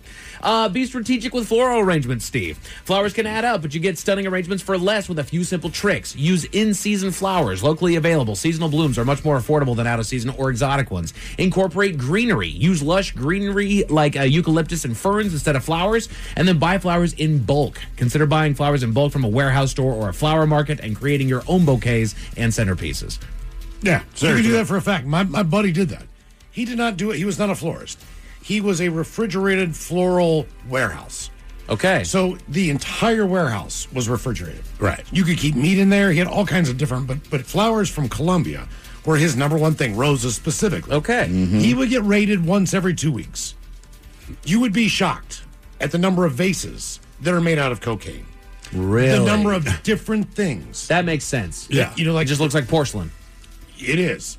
Until you cut it down and snort it. Take it to a party. But he didn't know that. Like he was just really doing Sure. 10 hacks to save money on a wedding. They say borrow and repurpose items. Instead of buying new, consider borrowing items from friends and family who have recently married. Reuse ceremony decor, repurpose bridesmaid bouquets and ceremony florals as reception centerpieces. Wear recycled dress, shop sample sales, secondhand wedding dress sites like Still White or Nearly Newlywed, or consider Stay White. Stay white, die. I feel you, brother. That's all I got to do. Rethink your venue choice. I would also say real quick about dresses. I've been in 23 weddings. I've been to a lot of weddings. My buddy married a girl whose father was a very high-end lawyer or whatever. She wore a $300 prom dress. Boom. So you don't have to go crazy if you don't want to. And also, while we're going down this list, you notice one thing that we are just avoiding at all costs? Anything that has the title of wedding in the front of it. Yeah. Bridal, groom's. Because they will charge you more. They will, just because they know you need it. That is it. Avoid it. Look at what the basic of what it is. It's a dress. It's not a wedding dress. It's a dress. Okay, you can find a pretty white dress that kind of fits the bill. Rethink your venue choice. An all-inclusive built-in venue can simplify planning and reduce costs, while a naturally beautiful space can help you save on decor. Choose a beautiful backdrop, they say. Look for venues with a naturally scenic backdrop, such as a garden, a park, historic site to cut down on decorations. Host an at-home wedding. A backyard wedding can provide a personal and cost-effective setting for your ceremony or reception. My old man did that when he got remarried. Opt for an all-inclusive package. Some venues offer packages that include catering, linens, everything, which can be less expensive and more convenient than hiring multiple vendors. Yeah. 100%. Save your money. Exactly. Optimize your catering choices. Consider a buffet or food truck. Buy your own alcohol. Serve signature cocktails, which we didn't do, but that always seems like a fun little twist. Oh, yeah. And a food truck would be pretty awesome. Damn right. Oh. You know, just 2 or 3 of them, man. Like, hey, guys, we got burritos, we got Italian, and we got Greek food. Just go outside. That wouldn't be bad. Just literally call a few of them up. Like, I wonder if you could work out a deal like... Pay for a certain amount in advance. Exactly. Right? Everyone goes up, gets the thing. If you want seconds, you got to pay for it. Oh, a hot dog guy. Yeah. Hot dog cart. Exactly. Give me a handful of tickets that I can hand out to the first 50 guests that arrive. Yeah. And then everybody else, if they want more, they can go up to your truck. Yeah. Why not? Embrace a do-it-yourself approach for decor. They say to make your own centerpieces. Pieces. Repurpose thrifted or bulk-bought mason jars, wine bottles, or lanterns with candles, string lights, or greenery. Create your own signs and table numbers. Design your own stationery. Use online templates from sites like Canva, or buy a quality home printer with an ink subscription to print your own invitations and save the dates. Again, that's true. Now you can just do it all online. It's definitely save money. Hell yeah, dude. Choose an off-peak date and time. I know, you want the beautiful winter wonderland wedding. You want that beautiful springtime, everything's in bloom wedding. I get it. However, select a weekday. Consider getting married on a Friday, a Sunday, any weekday, as Saturday weddings are typically the most expensive. It's just a matter of your guests being able to get off work. Yeah. That's right. Friday night weddings. Like my brother did a Friday night. That was fine. I've gone to a couple Sunday weddings, but you're right. It just only so many people are going to take off that Monday. So it kind of quells the reception a little bit, but it's your wedding, so it doesn't really matter. Right. Pick an off-season month. Winter and late fall are generally slower months for the wedding industry, with lower rates for venues and vendors. So genuine February as far as the winter goes. And also, don't get married during football season. Yeah. That was my only particular for your friends. rule. Let's just or you just got to know. Maybe look at the schedule. Right. Well, I wanted to make sure no year, my anniversary, going to fall on an NFL Sunday. And I don't know how petty that sounds, but that was my your position. brother couldn't come. Exactly. And we couldn't have that. There you go. And then they give you this as the final hack to save money on a wedding. And the pandemic did help me with this part. Drastically reduce your guest list. Yeah. This is the single most effective way to cut wedding costs, as every part of your budget, from catering to invitations to rentals and centerpieces, is impacted by the number of people that you bring. Focus on your priorities. Create an A list of non-negotiable guests and a B list of others that you would like to invite if space and budget allow. And also, don't feel obligated. Don't feel pressure to invite somebody just because they invited you to their wedding, just because they're a certain family member. It is amazing at how many parents, grandparents, aunts, and uncles will start telling you who else you must invite to your wedding. Go. It is incredible how many people are entitled to be at your wedding. I would hear all this stuff, man, and I'm like, I don't even know who half these people are. Like, I know their name, but I don't know them. And I explained to my mother, I said, do you know why we are financing our own wedding? Because just like anything, if you ain't paying, you got no influence. We will cover the cost ourselves. That's the one thing I said to my wife. We're paying for this. It will be on our terms. That's right. Period. I mean, a lot of people won't mind if they're not invited. I know. That's the other thing. Like, dude, Right. We'll give them an announcement. We'll send you something. Right.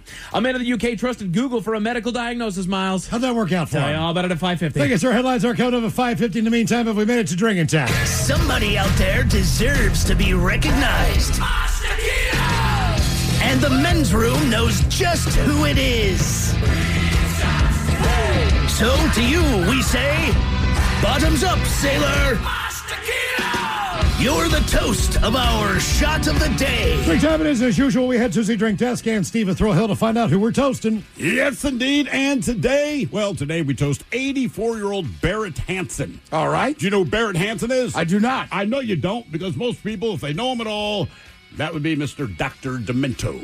Dr. Demento. So for the last 55 years, Dr. Demento has hosted the Dr. Demento Show, where he's championed novelty and comedy records. He introduced listeners to various musical oddities and introduced to the world a guy named, Weird Al Yankovic. That's basically where he got his break. He was also the guy that made it clear to me at 8 years old that radio was going to be what I decided to do for a living, and that is the God's honest truth. I heard this guy, and I'm like, I want to do that. To his credit, he does it considerably better, but after 55 years, 55 years of doing this, and it is just wacky, stupid, pointless, which are all things that I deeply, deeply appreciate. And this guy did 5.5 decades of it anyway. He's finally signing off so he can enjoy the rest of his years after being 84 years old. But hey, man, for someone like me, that was my absolute inspiration to want to get into radio. The fact that he's just retiring now is freaking amazing. And it makes our 20 years seem kind of pissant.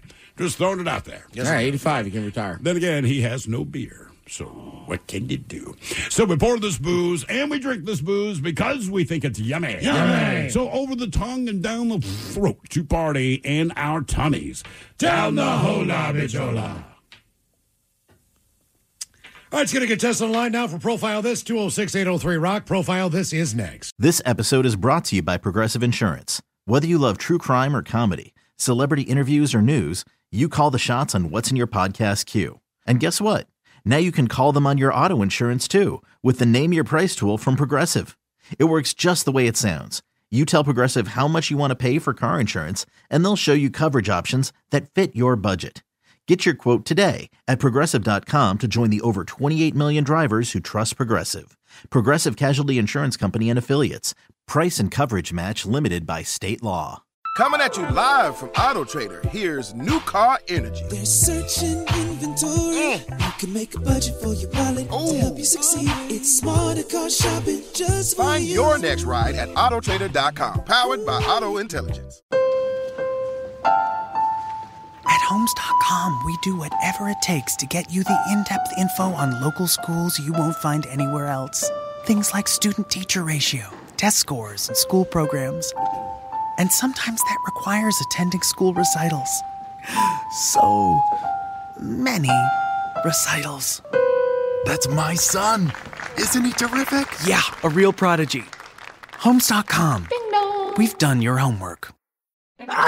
Your cold is coming. Your cold is coming. When you feel a cold coming, shorten it with Zycam, the #1 cold shortening brand. Oh, no, not before my big trip. The big trip you've been planning is coming up, and so is your cold. But Zycam can shorten your cold and get you back to planning sooner. Thanks, Revere. We really should keep Zycam in the house. Shorten your cold with Zycam. Take it from America's most revered messenger. Shorten your cold at the first sign with cold shortening products from Zycam, the #1 cold shortening brand. Available in stores or see where to buy at Zycam.com.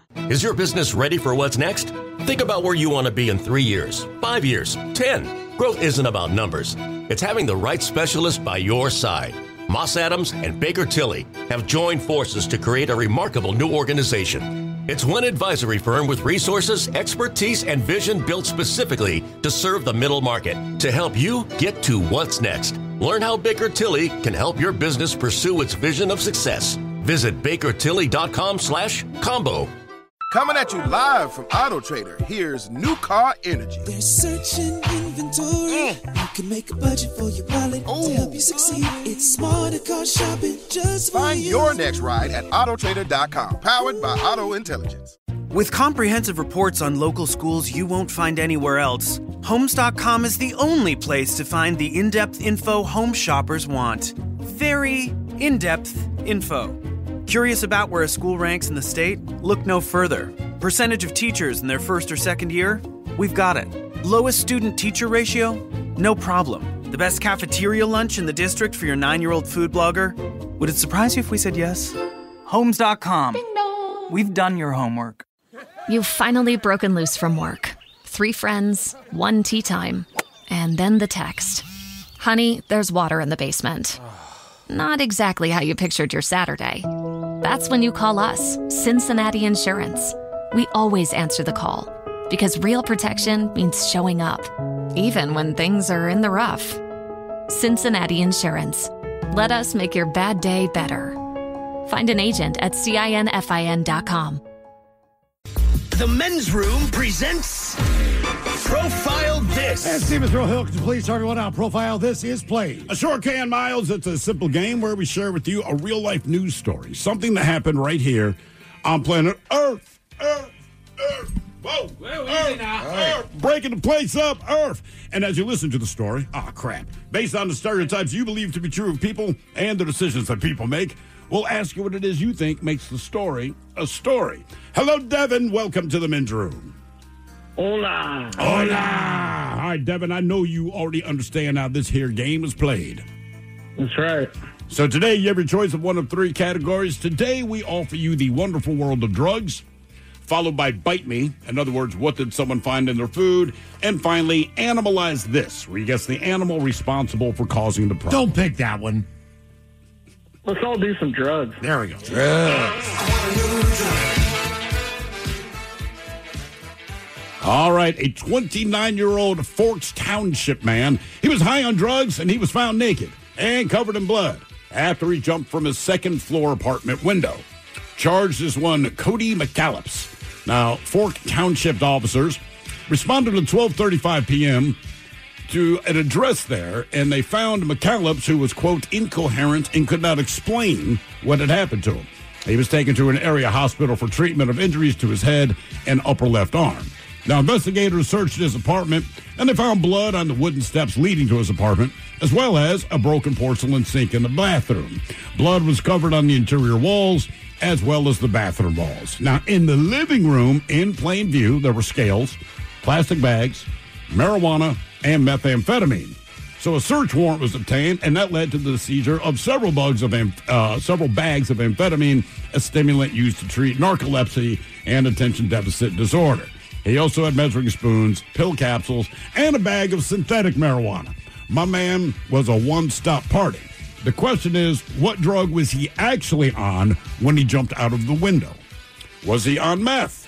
Was he on weed? Was he on synthetic weed? Or was he on PCP? So meth, weed, synthetic weed, or PCP? Sorry, where'd you say it's at again?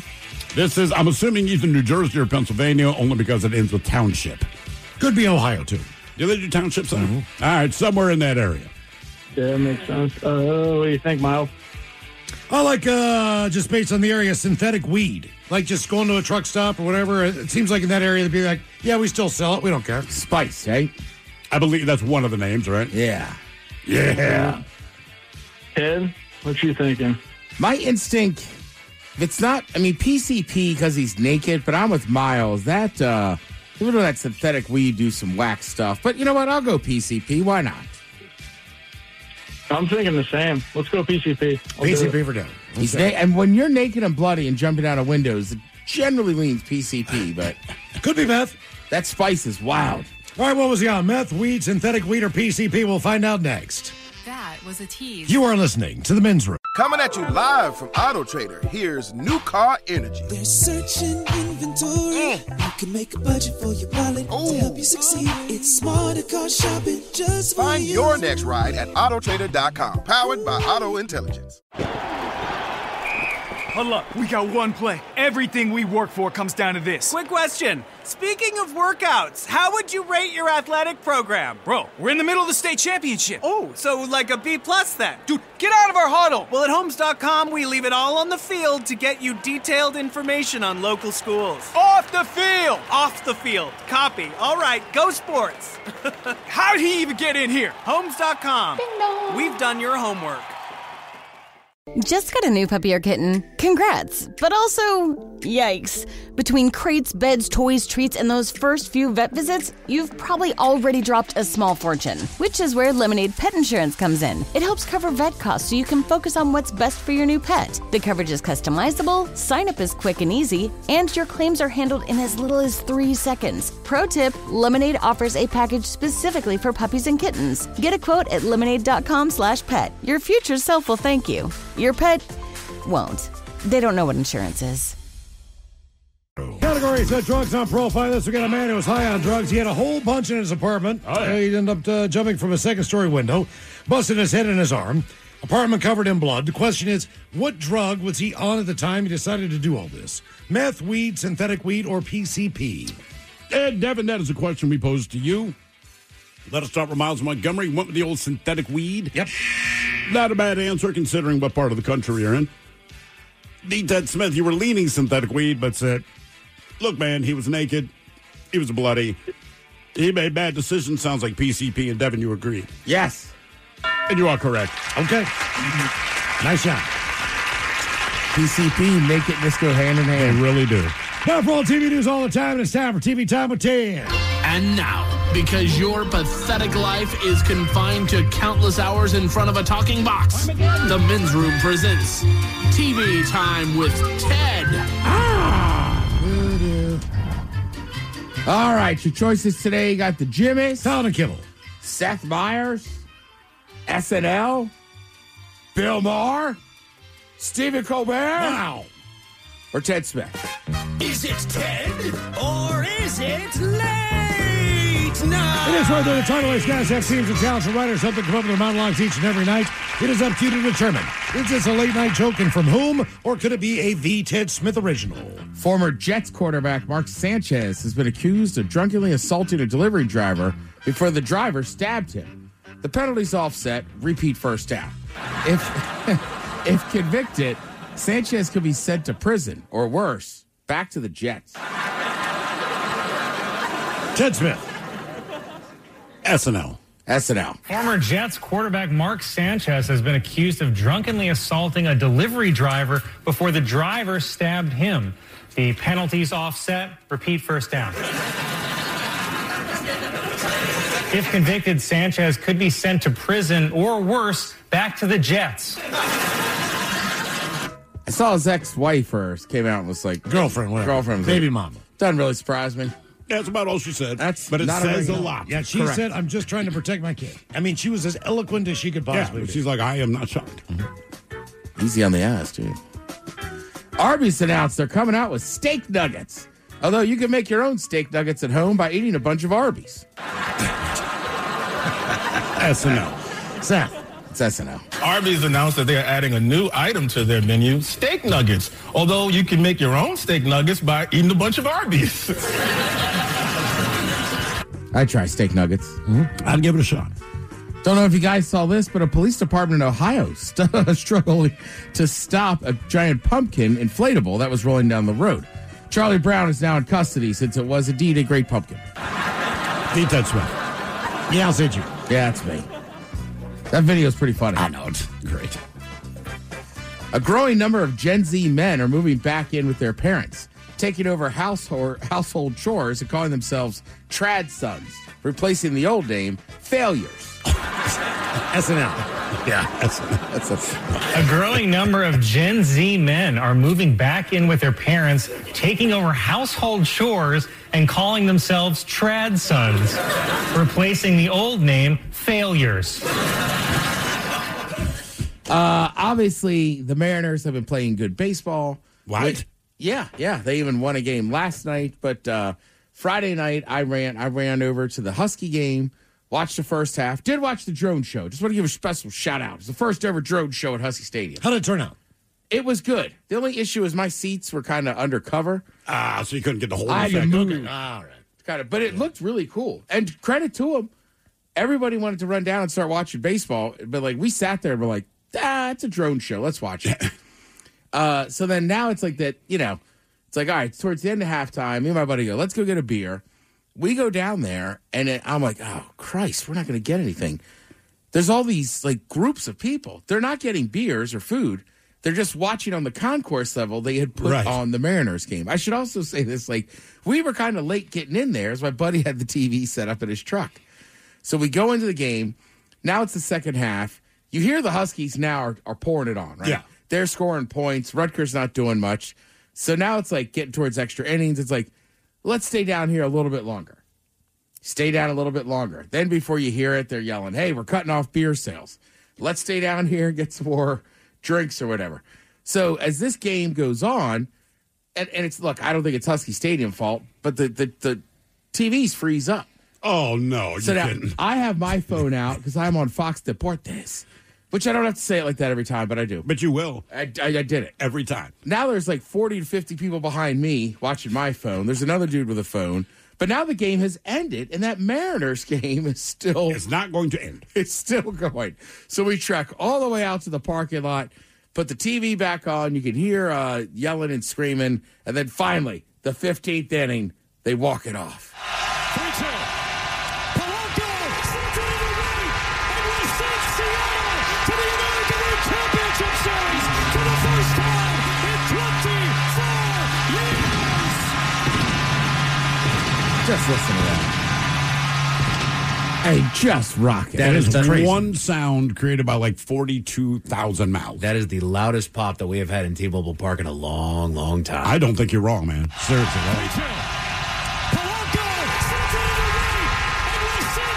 Just when you think you can't yell louder, you do. Tap it. So basically, too, like everybody, if you're in the parking lot, right? Like basically everybody's got like an internet feed or whatever this game. Right. So you can hear different crowds of people yelling.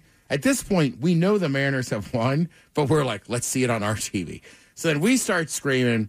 He's ran up 3 dudes for Puyallup. Sorry, I kind of forgot some names. They come by. We'd given them some of our beer. They start hanging out with us. They end up going to a bar with us afterwards. They're all fired. The one guy had never been to a tailgate. Oh, really? So he's like, this is unbelievable. And I'm like, what? And he's like, I've never been to a tailgate. And he goes, it's super fun. The Huskies win, the Mariners win. And he's like, no, I'm sitting at a bar with you. I listen to the show every day. And I was like, oh, yeah, this is what tailgating's for. I missed you by a little bit because my wife and I said, well, it's Friday. It's been a long week. Let's just stop by the bar. We'll grab one. We'll finish the game later. So my son, he's like, hey, when are you guys going to be home? I said, dude, as soon as the game's over. Did not know it was going to go 15 innings. So I'm like, well, we're still here. And it was just fun to be in the bar, to listen to everyone cuss, then cheer, then cuss, then cheer, and then that final hit. It's like, I am glad I'm here. I thought that was heart attack. Get another drink. Stuff. For me, it was unbelievable. Yeah. No one was having fun. No, That it was was weird. too After the intense. 9th inning, everyone was just like, get this ass over with. I don't care if they lose at this point. Just get it over with. I can't take it anymore. Well, the number of people that we left out there on base was just ridiculous. Oh, God. Right. And the top of every inning, you're nervous as hell. The bottom, you're fired up. I mean, it was wild. Humpy finally won a race. Yeah, that's the big Then news. the Mariners won. It's the story of the weekend.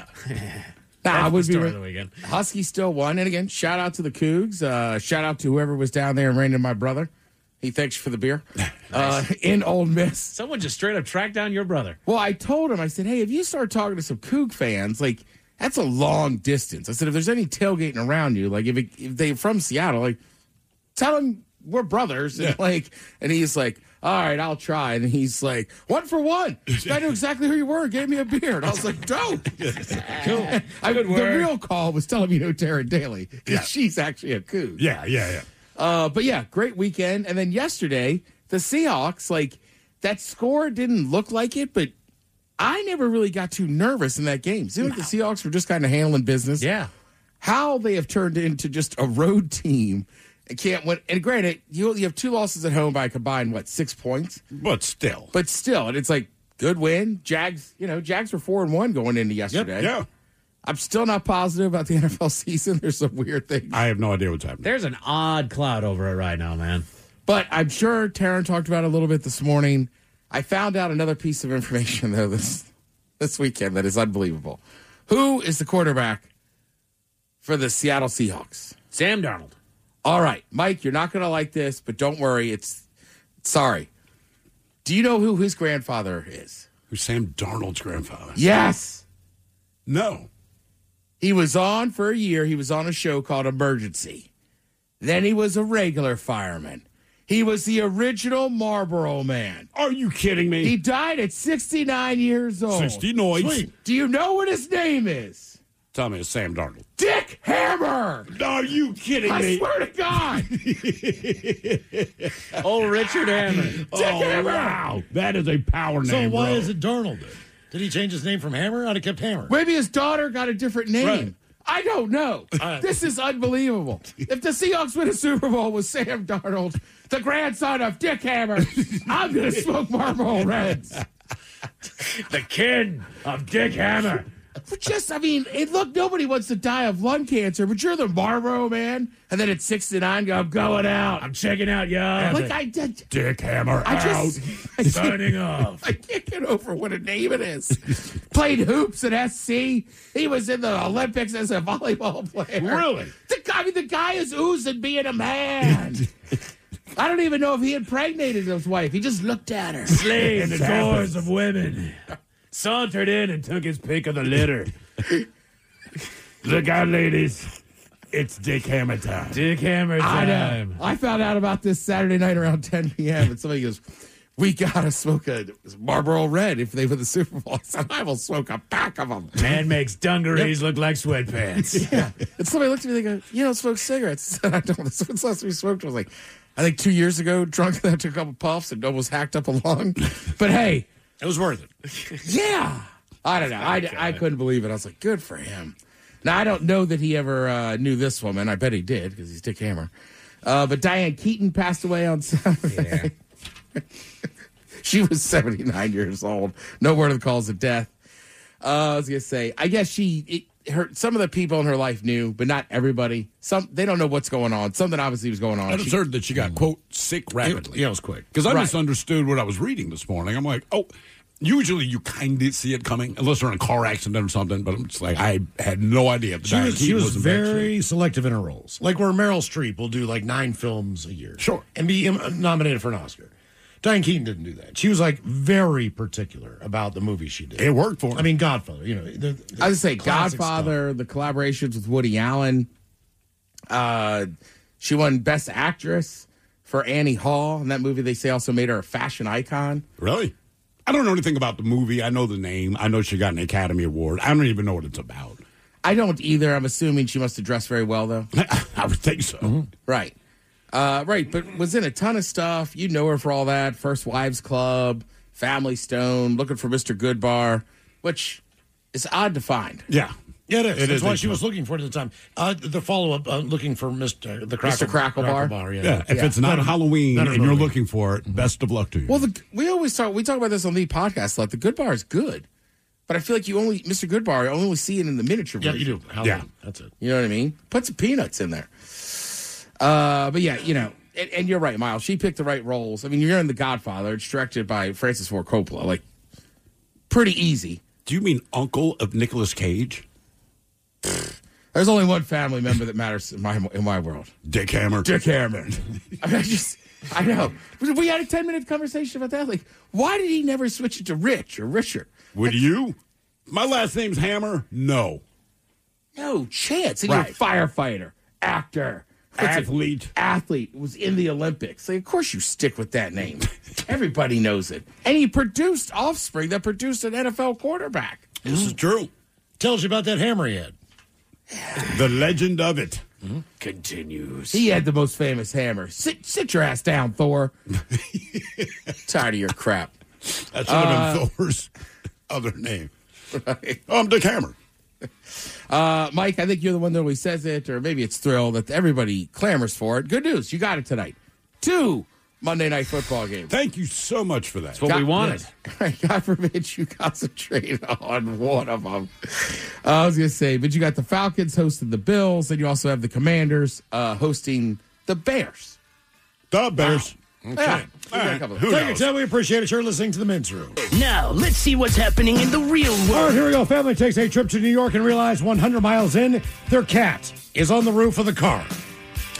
Meanwhile, a Texas waitress is fed up with no tipping customers and is ready to spar. Woman's hunch leads to a $2 million lottery grand prize. A man sees a white lump on his manhood, and now it's half the size. And airline passengers rest easy knowing they only had 6 minutes of fuel left. It is time for your headlines. Now, it's time to hit the headlines. Here's my car. Our top story, we go to the UK, where one man put a little too much faith in Google. 2 years ago, the man noticed a white spot had developed in the worst place possible. You guessed it, on the shaft of his penis. Damn right. Yeah. As any man would be, he was concerned enough to start looking up the possibilities of what could be going on downstairs. His Google search informed him that it was merely a wart and nothing to be too afraid of. But after waiting a full 14 months and it didn't go away, nay, it developed into a, quote, large weeping cauliflower. Weeping? He finally admitted that it might be a little bit more than a wart. And he went to the hospital. He was right. The doctors informed him that he had developed penile cancer. Oh, gee. He was quickly booked into surgery and given a penectomy. Does that mean they amputated his penis? Yeah, damn right. They took half of it off. Yeah. Ooh. He's now living his life with what he refers to as his mini-me. Okay. And advocates for men to go get their downstairs checked. Wow. Bro, when it's not gone after a month, I'm going in. Yeah, 14 months is a long time to wait. I thought it was just a wart, but now it's weepy and cauliflower-ish. Yeah, that's a long time, dude. Yeah. And once I describe it as weeping cauliflower, right, I'm in a bad headspace. Even if I'm sure it is a wart, I'm going to the doctor like, how do we make this not be here anymore? Yeah, that's more of the thing. Because we make that go away. Right, because they lopped it off like immediately. God. And then they were like, this is a little bit more serious than a wart. We need to get you in for surgery. And now he's lost half of his penis. Surgery to do what? Exactly what you don't want to hear, sir. Penectomy. Well done, sir. In other news, over to the UK for an uncomfortable situation in the air. A Ryanair flight from Italy to Scotland was forced to delay their landing due to inclement weather. The plane circled several times, waiting for clearance to land, and even made a couple attempts that had to be abandoned due to the storm. It eventually got to the point that an emergency mayday call was made, and they made the decision to reroute to Manchester, where the weather was a little bit calmer. They were able to safely put the plane on the ground and eventually got their passengers to their final destination a staunch 10 hours after their original arrival time. But the thing that makes this flight so much more unnerving is the fact that when they landed in Manchester, they had 6 minutes of fuel left. Jeez, man. Damn. The original travel distance was just under 3 hours and like a little over 1,000 miles. Yeah. And the reroute took them like 180 miles off course. So it's basically like flying down to Portland. And they circled, again, they attempted 3 times to land. Right. But they were circling forever for those attempts. And they can never touch down.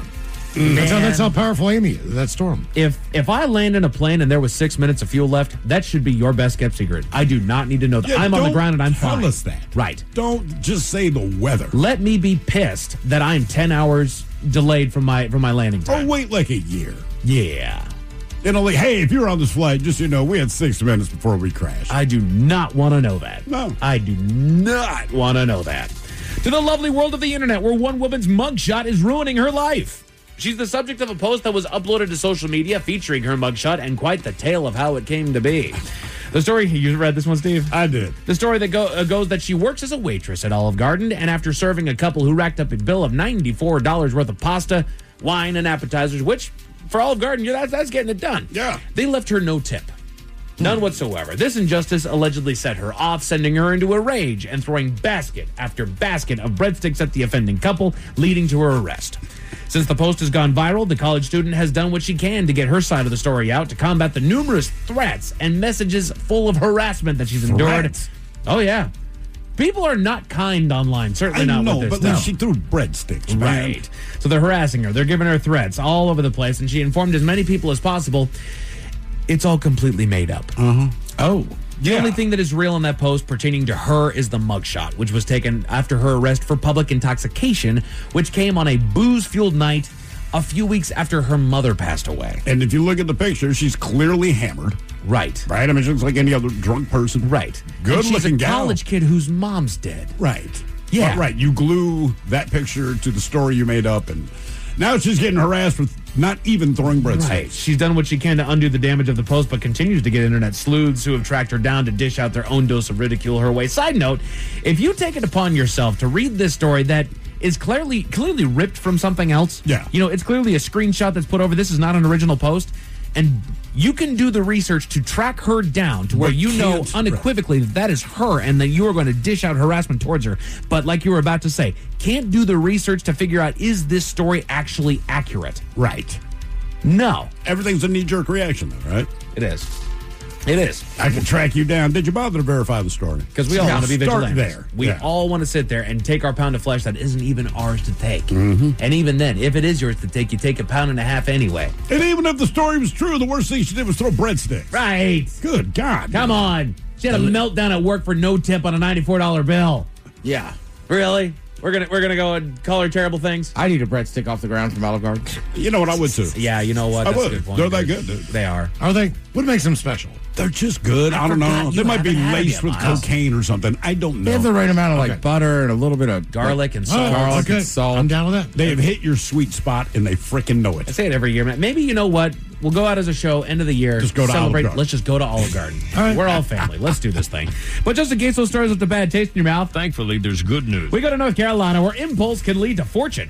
A woman told local media that she was on her phone in bed one evening and felt the sudden urge to play the Monopoly online lottery game. And good thing she did. After a simple $1 bet, she managed to win the $1.86 million jackpot of the game. How much money have you spent this week, man? Oh, no. Today's just Monday. Yeah. Oh, I don't know. No. $20? Today, no, it was the Columbus Day. Yeah, Columbus. Oh, gotcha. I couldn't Okay. get another thing. To the shock of nobody, she couldn't sleep after winning that jackpot. She said that she's going to use those funds to help lift up her grandchildren and great-grandchildren, as well as take care of some much-needed home repairs. Enjoy that. Yeah. I get a hunch. Get a hunch. Shut up. Men's Room Sports, the Seahawks had a great showing against the Jaguars, walking away with a solid 20-12 victory. They've got a long week before coming back home to host the Houston Texans for Monday Night Football. The Seattle Kraken also had a wonderful game, going 2-0 in the season so far against the Vegas Golden Knights. Well done, boys. They got the night off, and they will be back in action tomorrow night. We haven't talked since the Mariners were in the midst of Game 5 against the Tigers in the ALDS. As Ted mentioned, a phenomenal battle that lasted 15 innings with the Mariners winning and moving on to the ALCS against the Toronto Blue Jays, which, if you don't know baseball, let me lay it down for you. This is a best-of-7 series, which means that the Mariners or the Blue Jays need to win 4 of those 7 games in order to move on to the World Series. The Mariners played their second game of that series today against the Blue Jays. Spoiler alert, walked away with a 10-3 victory against the Blue Jays, putting them 2-0 in the ALCS. That's all I'm going to say about that. They get the night off tomorrow, and they will be back for 3 games of that series here in Seattle. Hopefully only 2 of them. Hopefully only 2 of them. As far as what you're going to watch tonight, you got preseason basketball on NBA Network, NLCS baseball between the Dodgers and the Brewers on TBS and True TV, and Monday Night Football on ESPN and ABC. As far as your weather, it's about to get cold here, kids. We got clear sky with a low of 42 tonight. Tomorrow, we're looking at another beautiful, clear, sunny day with a high of 62. That's it for your headlines with that. Go Mariners. Mike Hawk is out. Know your enemy. Tomorrow on Sit and Spin, we got 10 bands from the Great White North. Speaking of, it's Thanksgiving in Canada. Enjoy choking that dinner down tonight. Yes, indeed. It's all true. But in the meantime, well, we be all about this bitch. So until tomorrow, please do what you do best. And for Aletha's sake, stay beautiful. The Men's Room has been taped before a live studio audience. Wardrobe and makeup provided by Mantastic Limited. This has been a presentation of the Men's Room Radio Network. Oh, man! A Double Flush production. Coming at you live from Auto Trader, here's New Car Energy. They're searching inventory. You can make a budget for your wallet to help you succeed. It's smarter car shopping just for Find you. your next ride at autotrader.com, powered by Auto Intelligence. Homes.com has collaboration tools to help home shoppers search, share, and discuss home shopping with family, friends, and their agent directly through the site. Though it was fun to get that email from your husband about that 3-bedroom in the hills, to which you replied via text that you would never live in the hills and you'd like to find a 3-bedroom closer to the beach. To which he replied, "Why are you so uncompromising?" A fun way to spend an afternoon, but we think it's just a tad bit easier our way. Homes.com. Ding dong. We've done your homework. You've finally broken loose from work. 3 friends, 1 tea time, and then the text.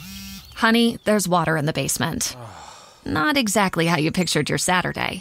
That's when you call us, Cincinnati Insurance. We always answer the call, because real protection means showing up, even when things are in the rough. Cincinnati Insurance. Let us make your bad day better. Find an agent at CINFIN.com. Your cold is coming. Your cold is coming. When you feel a cold coming, shorten it with Zicam, the #1 cold shortening brand. Oh, no, not before my big trip. The big trip you've been planning is coming up, and so is your cold. But Zicam can shorten your cold and get you back to planning sooner. Thanks, Revere. We really should keep Zicam in the house. Shorten your cold with Zicam. Take it from America's most revered messenger. Shorten your cold at the first sign with cold shortening products from Zicam, the #1 cold shortening brand. Available in stores or see where to buy at Zicam.com. Is your business ready for what's next? Think about where you want to be in 3 years, 5 years, 10. Growth isn't about numbers. It's having the right specialist by your side.